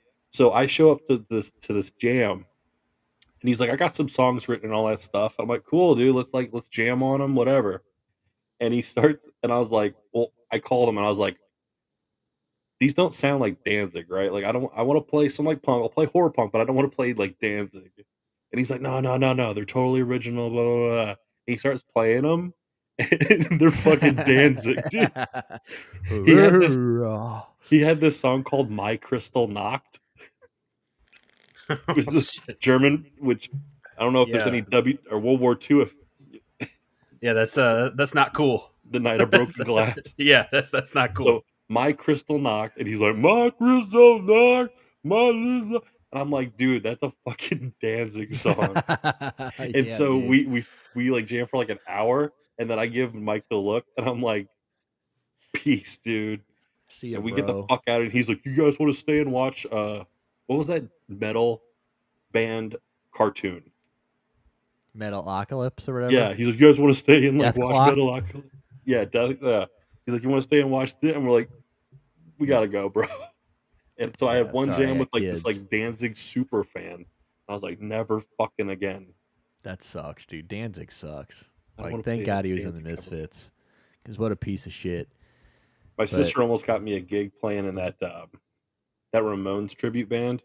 That would have been so much fun. The We're a Happy Family. I think they're Dude, still around. That'd be so much fun and easy. My sister was like, oh, they were needing a drummer, and my sister was like, my brother could play Ramones drums, and I said, I would have loved to have been in a Ramones cover band. Dude, that'd be so fucking cool. You should just, when you grow up, be in a folk band, dude. Folk punk band. Dude, hopefully this career will lead me to just being like, I'll have just disposable income enough to have like one of every instrument in my basement, and then like on Friday nights leave work and go play a bar. Yeah, and just play like ZZ Top covers with a bunch of other old. You don't even own drums, right? You have electric drums, right? Not anymore. You sold them, Bill motherfuckers, too? I moved in with my wife, we were struggling to pay the bills. I sold all my drums. Damn. To a Mexican Christian church. Fuck shit, yeah, dude. I mean, so you got to remember the shit that I played on those drums.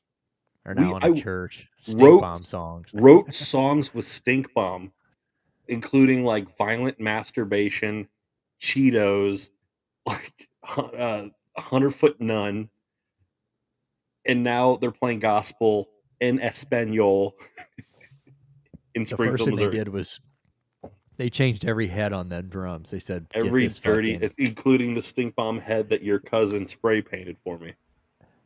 Oh yeah, that's right. The fucking like the tripping bomb. Yeah, that's right. Hat Guy original. Hat Guy original. God, man, what if Hat Guy was thriving still, huh? Poor guy. Now he's just basement guy.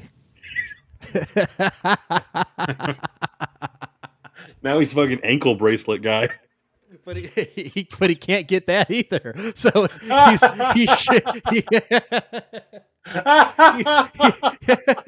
he should add a ankle bracelet guy. He can't afford ankle bracelet guy.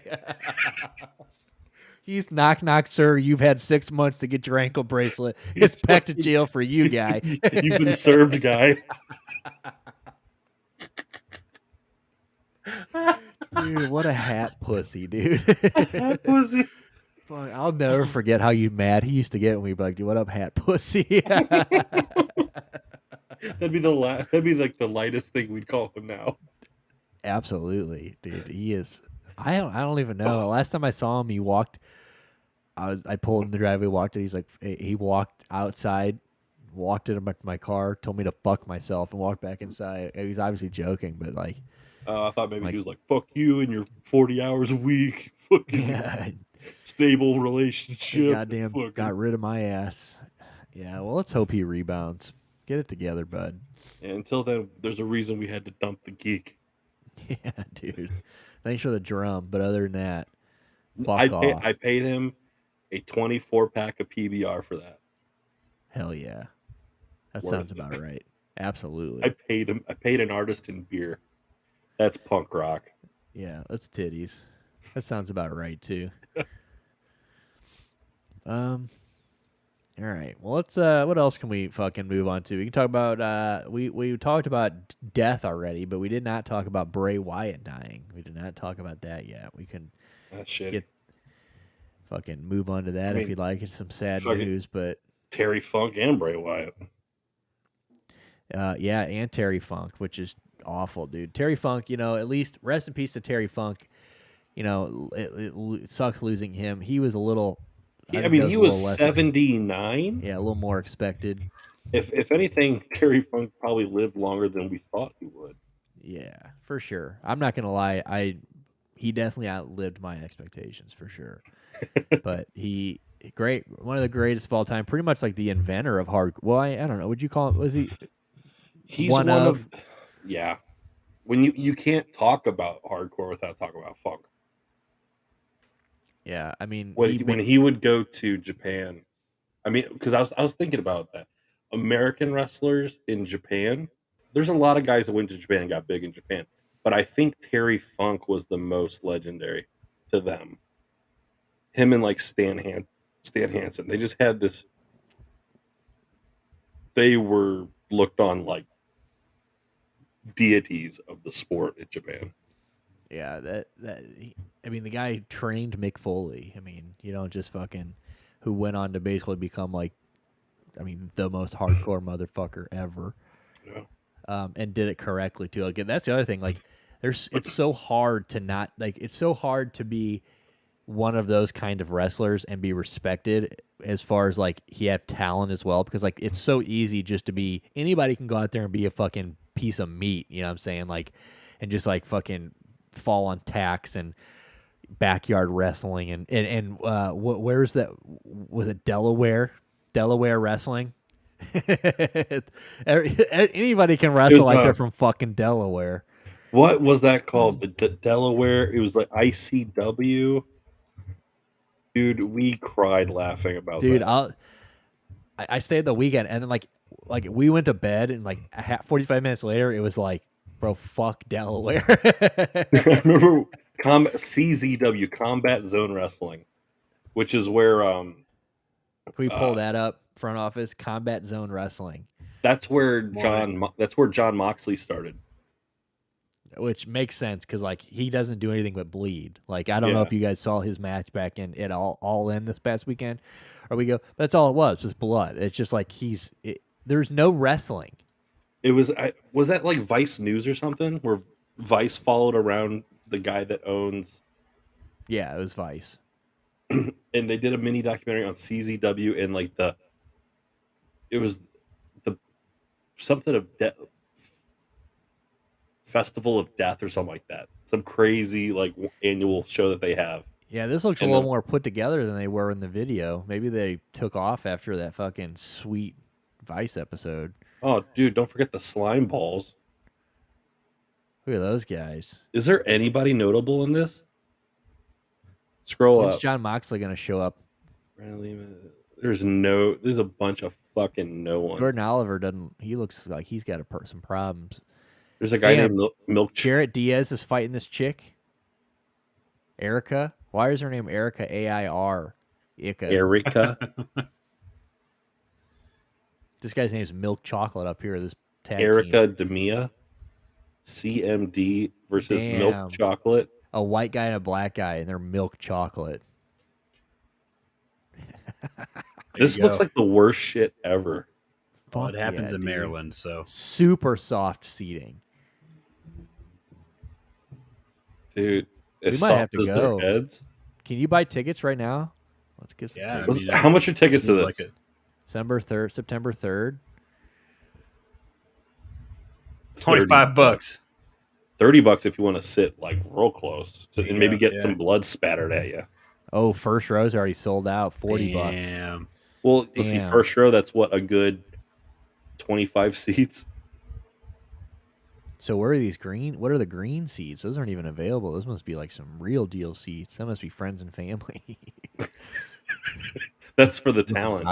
There's no backstage area. They're in a fucking field. Dude, like this is the most inhumane shit. Like these people, like I can't even believe this is a real website. Like this is a little more established than I thought. Like watching that Vice documentary, like these are like hicks, like some juggalos in the back of some backyard beating each other to death. Like it's fucking ridiculous is what it is. There's a local territory here in Springfield called Mid-States Wrestling. They do this type of shit? I mean, they run shows here in Springfield. Dude, look at these people. Like they're out of Harrison, Arkansas. Oh boy.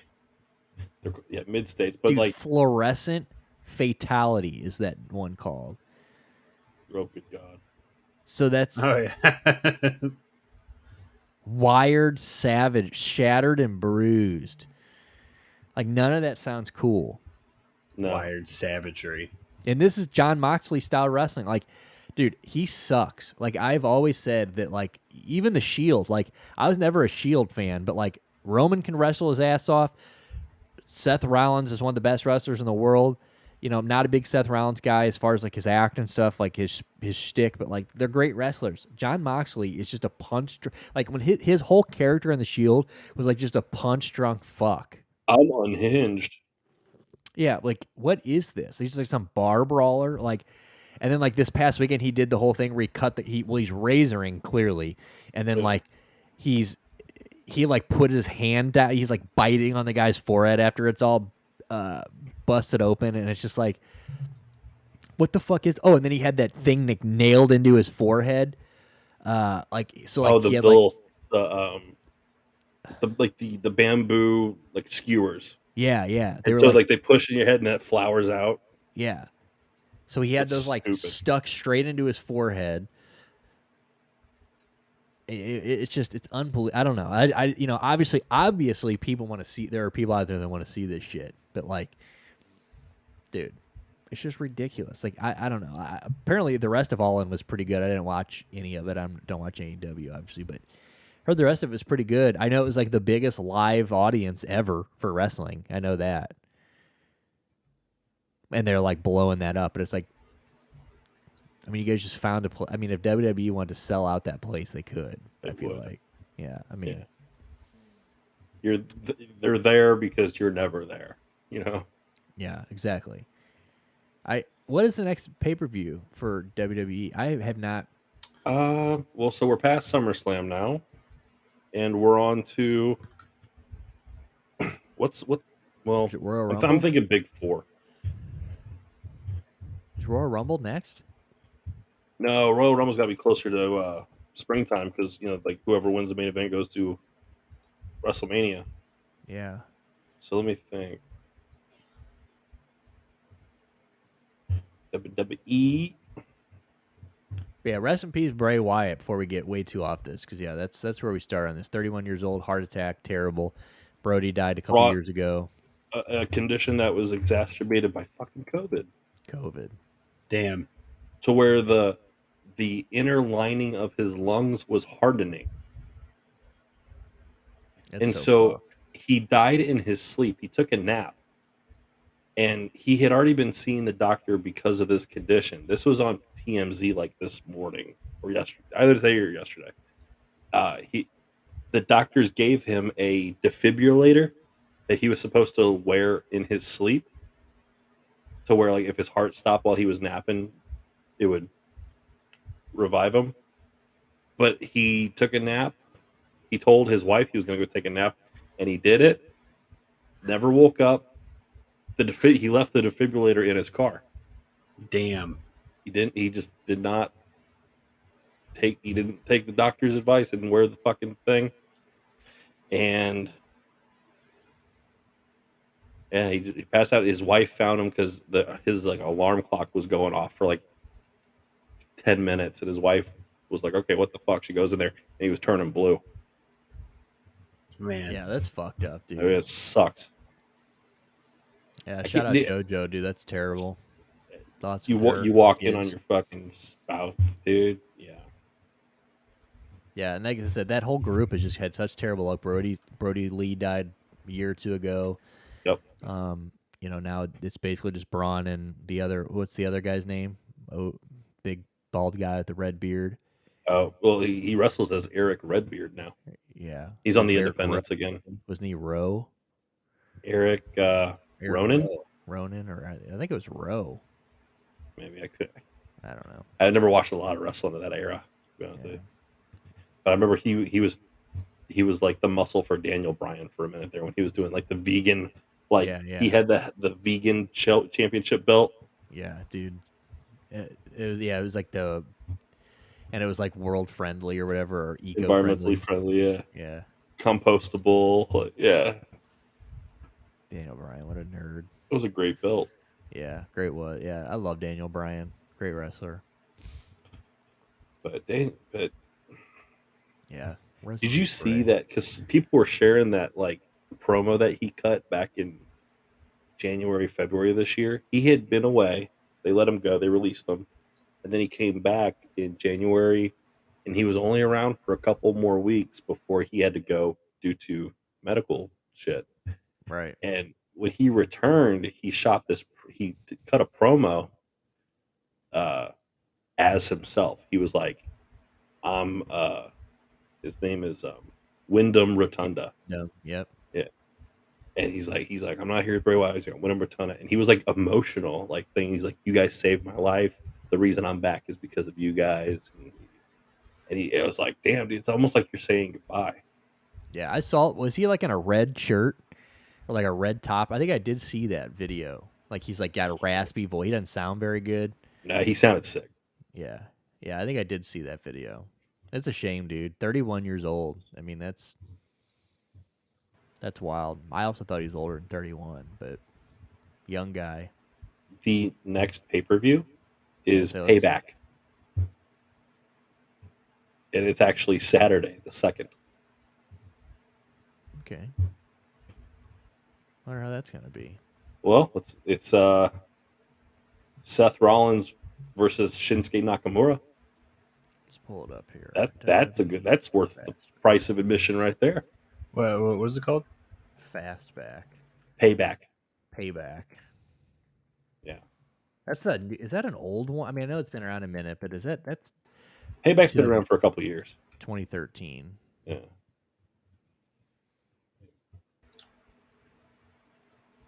I got this. Then we get Rhea Ripley versus Raquel Rodriguez. Who's Raquel Rodriguez? I'm trying to remember. I'm trying to think what's her name. I think she's from NXT. I know that. Ooh, here we go. Becky Lynch versus Trish Stratus in a steel cage match. Wow. That's there.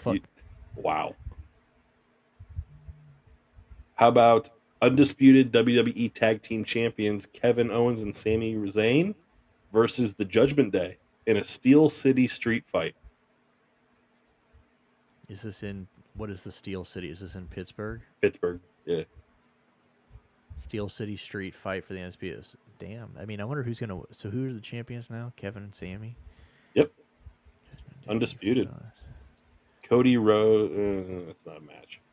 Ooh, LA Knight versus The Miz. The Miz. That'll be good. With everybody saying. So who? I saw his promo he cut. The LA Knight with the Bray Wyatt ending at the end of it.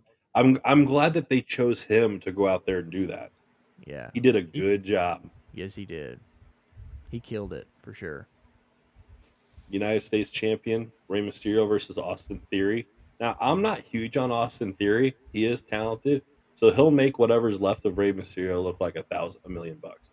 Yeah, he is a good wrestler. But yeah, I'm not very big on him either.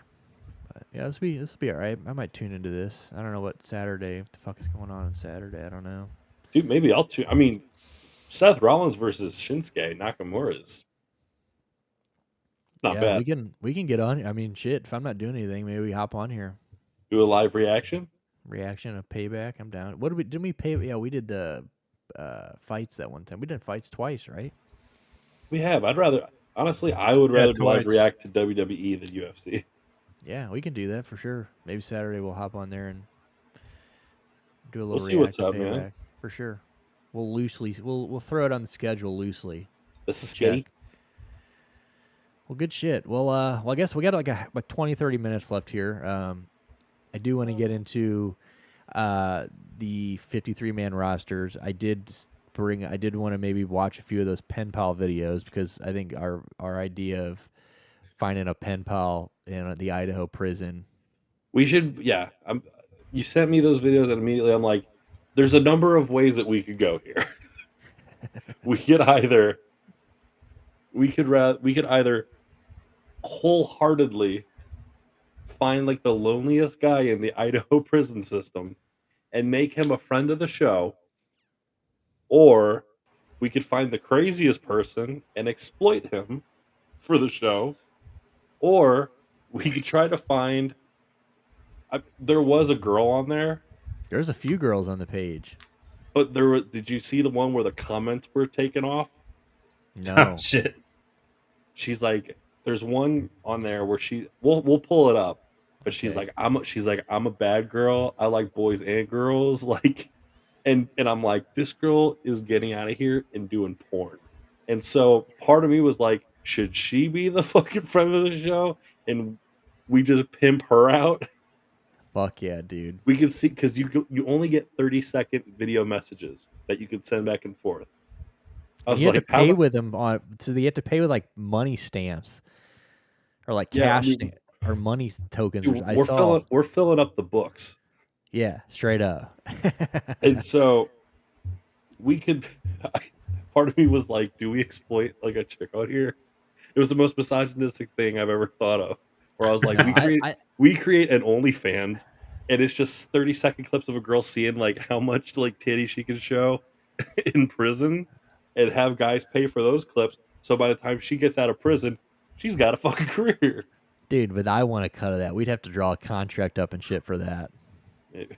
If I'm running a fucking OnlyFans for some chick in Idaho prison, I want half. But, I was looking at the people that were putting their shit up on, a couple of the people that were putting up their messages, because obviously Freedom of Information Act, you can look at like what they did, and it was like, oh, you were smoking crack in front of your baby. Yeah, for sure. Absolutely. I think we should definitely just let's watch a few. I think we should PenPal one. I think, or at least pick one out to maybe reach out to and see what happens. Maybe have the Mongoloids send, like, yeah, if you're a friend of the show, maybe us and the people who listen to the show, feather your nest. All right, let's who do we start with? You know, the one you sent me, that Alec. Yeah.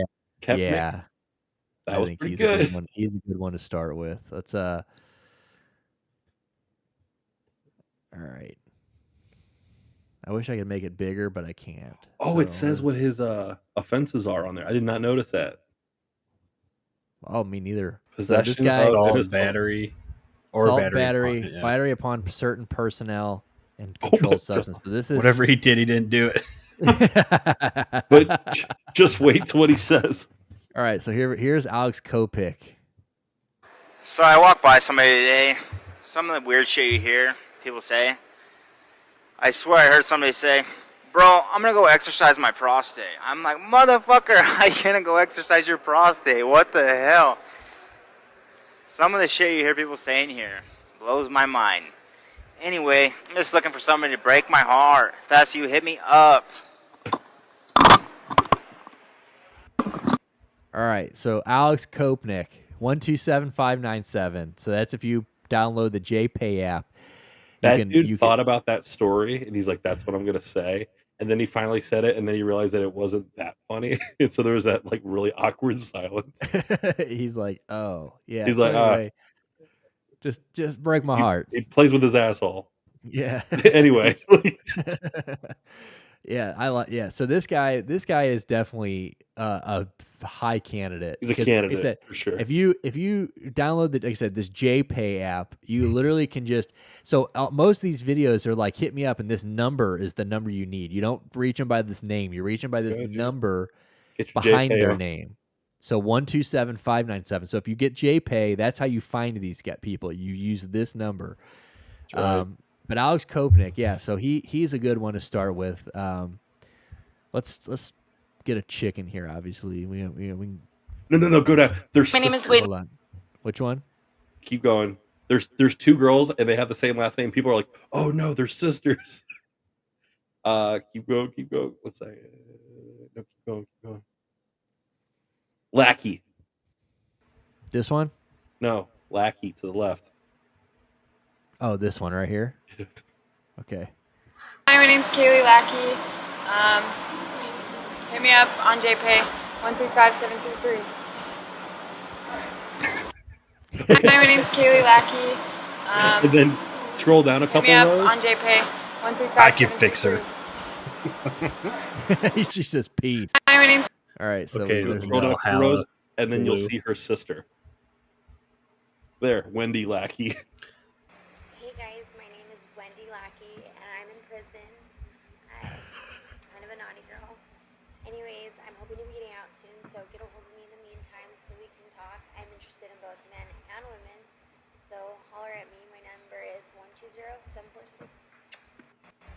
All right. So Wendy and what was the other one? I don't remember. Wendy and Kate. Hey, Kaylee. Yeah. Should we get the sisters? No, these are ones that we stay far away from because they're going to try to find. They're going to want a place to live when they move out, and we are not providing that. They're going to show up at my door with a fucking razor hidden in her titty. Yeah, like I don't want this broad to be like, "Hey, me and my sister, and we need she a knows place how to to stay." use it. And she's already got a broken, like she's in a stolen car when she pulls up. Go up. Wait. Right? Yeah. This is the guy we're gonna. Okay, so this is Branson Pardon.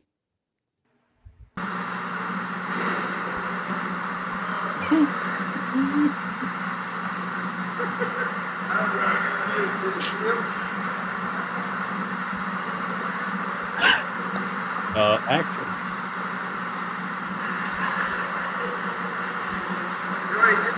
Oh, what the fuck is on the back of his head?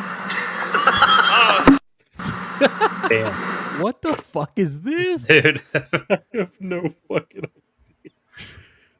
Dude, hold on. Let's see this patch of hair. I wish I could fast forward. The patch of hair is everything. And it's braided.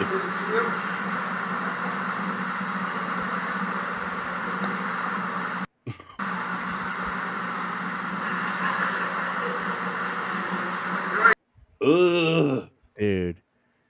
That's a soul patch, baby. Dude, if that's not that's my first round draft pick. Yeah, this guy's sick. Right now, I still think my boy up here, Alec, because he seems like a funny guy. Like, again, this guy sounds like this seems like the kind of guy who just shows up at your house. True. I feel like we got to find a good mix of like, they're definitely in there for something cool, like something wild. They're saying funny shit. And like, they're a little scary. Like, let's see what this guy says right here. This guy's terrifying. What's up? My name is Rodney. I'm 6'3", 240. I love tattoos, obviously. Okay, Rodney. I like to draw. Looking for some females out there to hit me up. Hit me up. Oh, dude, he would be so pissed off. He would be so bummed if we hit him up. Yeah. Okay, wait. I did see an Asian dude earlier, and I was a big fan. I think he was towards the top. I was like, what? An Asian dude in fucking Idaho? This guy? Cool. No. Oh, wow. There's two. Not that one. He was a younger guy. That guy. This guy. Lathan Napo. He's Hawaiian or something. Yo, what's up? What's happening? My name is Lathan Napo. I'm currently in Boise, Idaho. I'll be here for a little bit, so kind of look for somebody to talk to. My number is 126-100. Go ahead and bang my line on JPay. All right, cool. Yo, what's up? Bang his line on No. He said, I'm going to be here for a minute. You know what that means? Life. Okay, so what he said, controlled substance, possession of, and battery, aggravated battery. Yeah. I saw the newspaper. Bang his line. Bang his line. Dude, he's, like I said, he's going to be there for a minute. Damn, Fred Durst. What up? I saw somebody comment on this. This is the only video, one of the only videos I watched earlier, and one of the first comments My name is Whitney. I'm 23 years old. I'm locked up in Idaho prison. I'm looking for people to get to know and talk to while I finish my vacation. Hit me up on JPay if you want to talk. 133-423. Looking forward to hearing from you. Somebody in the comments said, I'll never date a girl that holds the phone like that. I was like, there's a couple of people that hold the receiver like way down. Like, what the fuck are these people doing? They just, I don't know. They're just trying to. Yeah, like that guy, Raphael. Hey, what's up? I've been trying to send a video out for months. They won't let them out, but if this one does go out by some miracle and I catch your attention, hit me up, will you? Damn, that's all? Dude, hey, what's up? I've been trying to send a video out for months. They won't let them out, but if this one does go out by some miracle and I catch your attention, hit me up, will you? So he's aggravated enhancement, use of a deadly weapon, and commission of a felony. So probably armed robbery. He was waving around the piece, dude. Yeah, dude. This guy was throwing the piece around. Ooh, look at that. What about the nerd up there? This guy? Yeah. Shout out from IMSI. My name is Justin Killery, obviously. 85229. Hit me up. I'm in Idaho. Just want to get to know you and make a connection and see what's up. I'm going to have good conversation, and yeah, hit me up. See, this dude was cooking the fucking meth. Yeah, I was gonna say, yeah, unlawful to manufacture, deliver, or possesses with intent to sell is obviously. I like him. This guy's probably this cool. This dude knows how to make things. I'm with you. So Justin Killery, I think is number one. Killari. Justin Shane Killari. Yeah, this guy's just out here cooking, dude. So I think he's probably a number one. Yeah, that's a high draft pick. Okay, let's see. Okay, let's see what this chick's got to say. Melissa, I'm from Boise, Idaho. I'm just trying to find somebody that I can connect with that likes to laugh and be goofy like I am. So my IDOC number is 117949, and you can reach me on JPay. You mean goofy like embezzling and receiving stolen Basically, this dude was like she was like forging checks and stealing credit cards. She's like, dude, I just like to fucking have a good time, baby. It's all Raimundo. good. I say, Raimundo. I sent this one to Adele earlier. Friends call me Mundo. I'm 34 years old, and I'm into pretty untrustworthy girls. I got a thing for them. If you ever been called trash, that's my kind of treasure. If you ever been called a hoe, you ain't. People just jealous of you because they ain't out there living their life. Damn. Anyways, you got daddy issues, hit me up. Dude, someone said, who locked up Socrates? You ever been called trash? That's my kind of treasure. Dude, the most shocking thing about this is that he's 34. I thought that was he's like 50.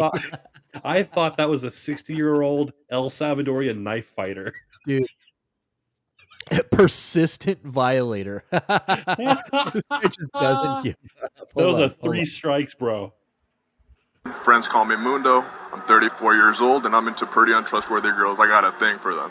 If you ever been called trash, that's my kind of treasure. If you ever been called a hoe, you ain't. People just jealous of you because they ain't out there living their life. Anyways, you got daddy issues, hit me up. Dude, if you got granddaddy issues, hit him up. Now, there's another guy I think we can't truly hit up because he's going to get pissed off because he wants some punani. But that guy? But this guy is gold. He's my favorite. He's great. He's the coolest guy so far. Dimitri Ewing? Oh, dude, another fucking nerd, right? He's like, I'm here for some weed, and I get butt fucked every day. Dude, this guy looks like he touched like his young nephew or something. Let's see. Oh, Murder One. Hey, ladies, it's me, Barely Legal Dimitri. I'm here for your entertainment. Come get it while it lasts. Hey, ladies, it's me, Barely Legal Dimitri. I'm here for your entertainment. Come get it while it lasts. Yo, his father was also charged with the murder. He needs a positive... Well, that won't work. He needs a positive influence in his life. He was charged as an adult for murder 1. It's 16. With his father. That's crazy. Damn, dude. Let me see the comments.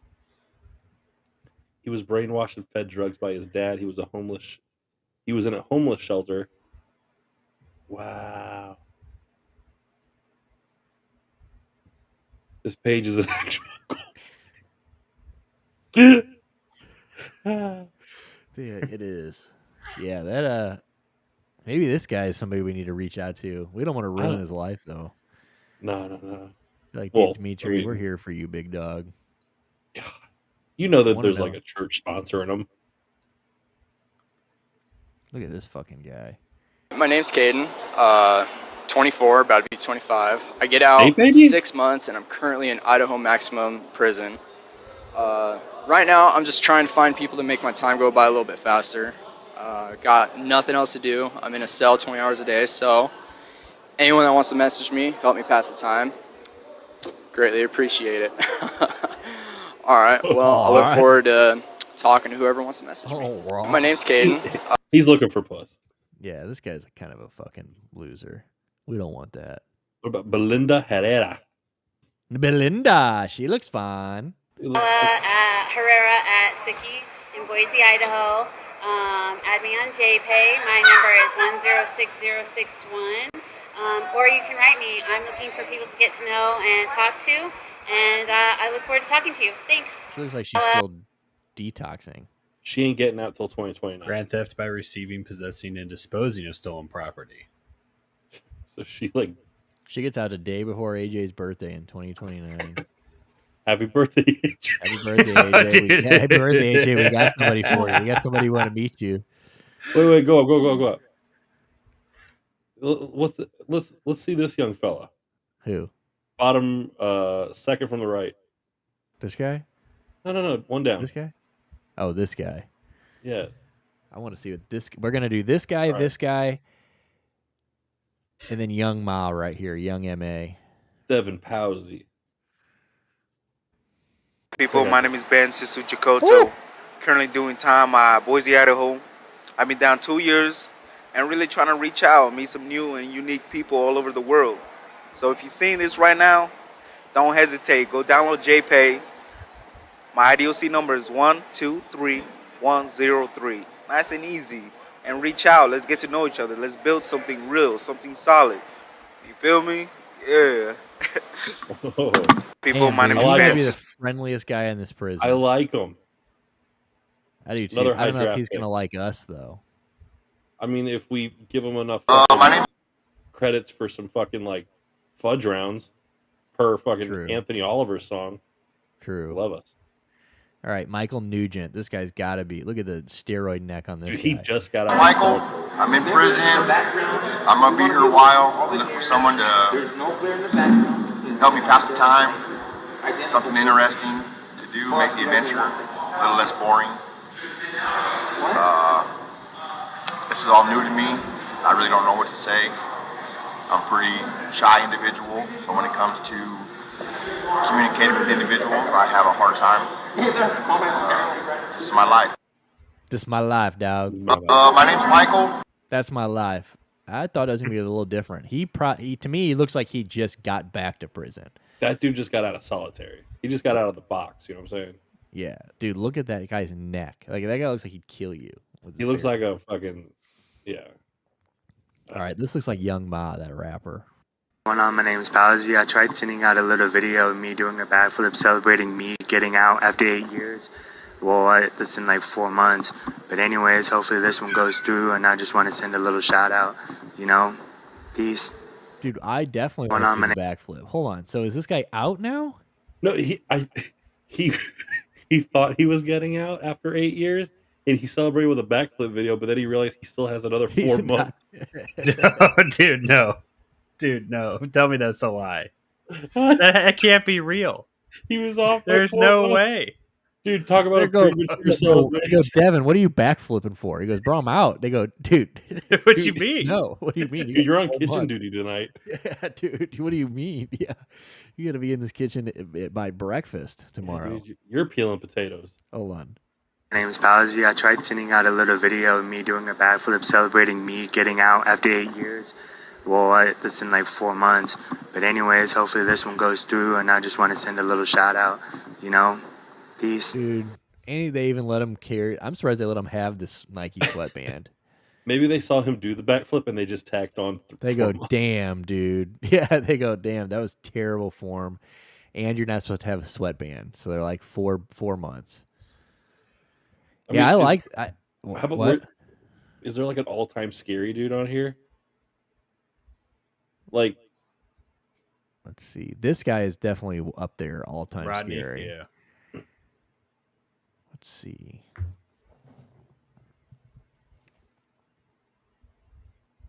Ooh, look at Roberto. Like he looks like he's in MS-13. Hit it. Thought I'd drop this real quick in the hopes of maybe finding a friend or something, you know. So if you ain't too shy, and maybe even if you is, get at me when you get a minute, all right? Damn, he's smooth with it, baby. The comment, dude, listen, these inmates not supposed to look damn. this good. Shit, Thirsty. baby. He says, There's some girls. He says, don't rush it. Just whenever you get a minute, hit me up, baby. I'm here. I bet this is pretty good for these dudes. There's girls out there that just want a project to fix. Well, okay, that's the thing. This is like catnip. As much as we're joking and like playing around with this, I also think this is probably a good thing. This is kind of neat that this prison does this.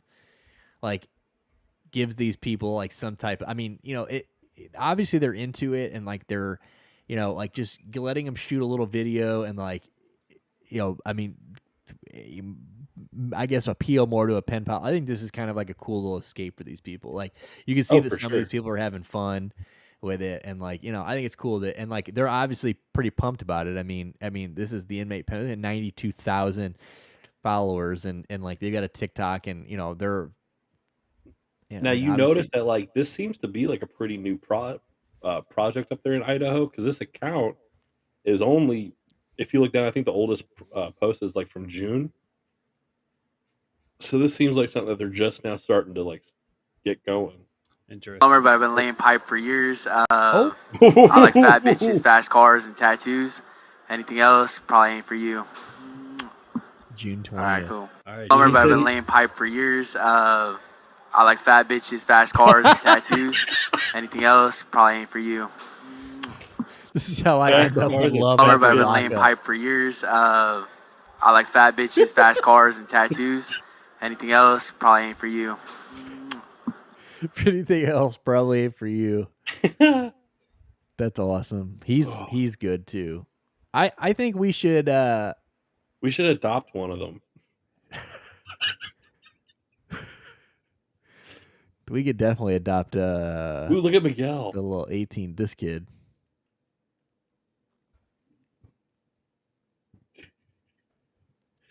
Go down. Let me go back. No, go down to Miguel. What's up? My name is Miguel. I am 34 years old, from San Antonio, Texas, living in Boise, Idaho. Idaho. Just looking for somebody to talk to. You can reach me on JPay. My number is 126-331. Looking forward to hearing from you. Sick. What a ball of enthusiasm. I think this guy gets my vote. Which one? The guy cooking. Justin Killarney or Killary? Killary. Yeah, I think he's the one. Shout out from IMSI. My name is Justin Killary. Obviously, 85229. Hit me up. I'm in Idaho. Just want to get to know you and make a connection and see what's up. His name is good conversation, and yeah, hit me up. If we adopt this dude, his name is Chef. Just call him Chef. We're calling him Chef, dude, because he was cooking all that. That's what we should do, dear Chef. He was cooking all the flavors, dude. Fuck yeah. Well, Justin Killary, we're gonna reach out to him and see what we can do before next week's show. We'll have an update next Tuesday. But yeah, I mean, this has been a good show. We're right at 2 hours. This has been a fun one. This is a quick 2 hours, dude. I've had a long fucking day. I've been up since 6. Went to work. Literally went straight from work to Sophie's first Oakville softball game. Left as the game was ending. Sped home and hopped on the computer. So what position does your sister play? Second short. So nice. She's pretty good. So she hustles. Yeah, she didn't get any hits today, but she had the great hits. They were just caught. Like, we're in a different. That's she baseball. hit a fucking screamer out into the center field and just hit it right at the center fielder. But that's just baseball, But yeah, it's pretty cool. So I went straight to that. But came out here. I was like, damn, I was like, hopefully I don't feel kind of sluggish for this. But this has been a good one. This is it's been a fun one for sure. I have to watch Easy A's and what was the other fucking something? I was talking about watching something else too. Easy A and it was like a show or something. I don't know, bro. I don't know. We should watch more of these prison videos though. Yeah, we definitely We should find another state. Like, what state do you think? I mean, like California prisons must be crazy. Yeah. Well, I don't know who all does this. Prisons must be crazy. Well, Idaho must be like, dude, because like you could. There's also an app which I don't have anymore. I don't think, but there was an app called what the fuck was it? But I don't know. I had it to see if it was really down. And Brian Koberger, you could message Brian Koberger when he first got to the Idaho State Penitentiary or the Idaho. And like now you can't. Now he's offline. I'm sure he's probably because he's got like fucking people who like and love him and shit. But I don't know. We'll have to see if any more states do this. And yeah, if they do this, we'll obviously we're not going to turn our backs on our boy Justin. He's number one. But we will see who else we can find, or what else we can get into. Because this is the type of stuff we can get in, should do. And if we ever have like a guest come on, or somebody, like, if we're not interviewing, like, this is the type of stuff, like, do reactions and just fun shit with them and stuff like that, So, but yeah, we'll definitely keep an eye on that. We'll reach out to Justin and see what we can do. Stu and I'll cook something up for that. Make sure you fucking scan our QR codes. We haven't talked about that at all. Scan our QRs for our socials. Make sure you're following us everywhere. TikTok, we need to get our followers up. We're stuck at, it's kind of cool that we're following 9 and our followers are 11. So that's been 9-11 for like 3 weeks. But like, we need to get off that. We need more than 11 goddamn TikTok followers. We're pumping out shit. We're doing good shit. The YouTube shorts, we're trying to get those back up. So follow us there. Hit the bell on Kick and YouTube. I guess there's a fucking notification on Kick, so when people go live, you get notified. So click that shit. So whenever we go live on Tuesdays, or anytime, because if you guys notice, we're finding different times of the week and finding different reasons to get on here and stuff. So like this Saturday Payback, we may be on here for a little WWE reaction. Yeah. Well, and I bet you get a Gaming Mongo in the next couple days. Yeah, you're going to get a Gaming Mongo. Yeah, you might not get it. So tonight, I guess, is that off the table? Yeah, let's take it off the table. I kind of like breaking it up, giving them something, every couple days. It's kind of nice. Okay, yeah, maybe tomorrow. Well, tomorrow we'll get it, because she had my sister had another game, but it got canceled because varsity needs the field. So tomorrow night, maybe we can you get some squares and some gaming in there. But yeah, make sure you follow us everywhere. Interact with us. We love to jump in there and talk some shit. So hop in the comments, like it, share it, tell a friend. Also, Skate Laborious. Make sure that you are donating to Skate Laborious. Scan that. Yeah, please. If you got any money sitting around or know anybody, if you don't have any money, tell somebody that does. Tell a friend. Tell them to tell a friend. They're at like a little over 90 grand. Goal's $1 million. Slow down a little bit. I just bought one of their brand new shirts. They're sick. The Long Live Laborious. So whenever I get that in, I'll wear it on show it off. Go get you one and get a McTwist taco at fucking Mission Taco. They shared us on their story last week, so props to them. Thank you so much for that. Tacos look delicious. Yeah, so and hopefully they're still in town when you come in, because we need you to come in so we can go see the contemporary thing and get some talks, baby. That's what we need to do. Do a little taco review. A little review, absolutely. We'll fucking go live and we'll shoot a little review video for YouTube or something. Get some tacos. Head over to Skate Laborious. Yeah, maybe. Yeah, maybe we'll time your next visit with one of those weekends where they have like volunteering and shit. Go down there, do some pickups. Now and you're shit talking. And fucking do some volunteering. Go out there and get some tacos. Do the shebang. Do the damn thing. Do the damn thing. So yeah, scan that QR code. Donate when you can. This has been Pushing Mongo 8. We're 8 weeks into this. It's been a great time. It's getting a bit more and more fun each week. I'm such a breath of fresh air. I'm really enjoying doing this. So make sure you guys tune in every Tuesday, 6:30. Well, I got to say this right. Today in a video, I said 6:30 first, and then now every time I say it, I say 6:30 Eastern, 7:30 Central, and I sound like a fucking idiot. So 7:30 Eastern, 6:30 Central every Tuesday. Kick YouTube. We're live. We've been doing 2 solid hours. And then you're also going to get a Gaming Mongo that week too. So some nights it's going to be after Tuesday show. Some nights it's going to be the next day, whenever. But you will get 2 streams a week, if not more. You guys have a good week. Stay cool out there. We finally have a break in this fucking heat. Thank God. It's still hot, but not as hot. Downhill from here, bud. It's all downhill. Yeah, next week it's going to get dog shit hot again. So. But you guys have a good week. Stay cool. We'll see you next week. We'll see you later this week for one of our streams. Maybe see you Saturday. Have a good week. Love you. Kisses. Bye-bye. Bye.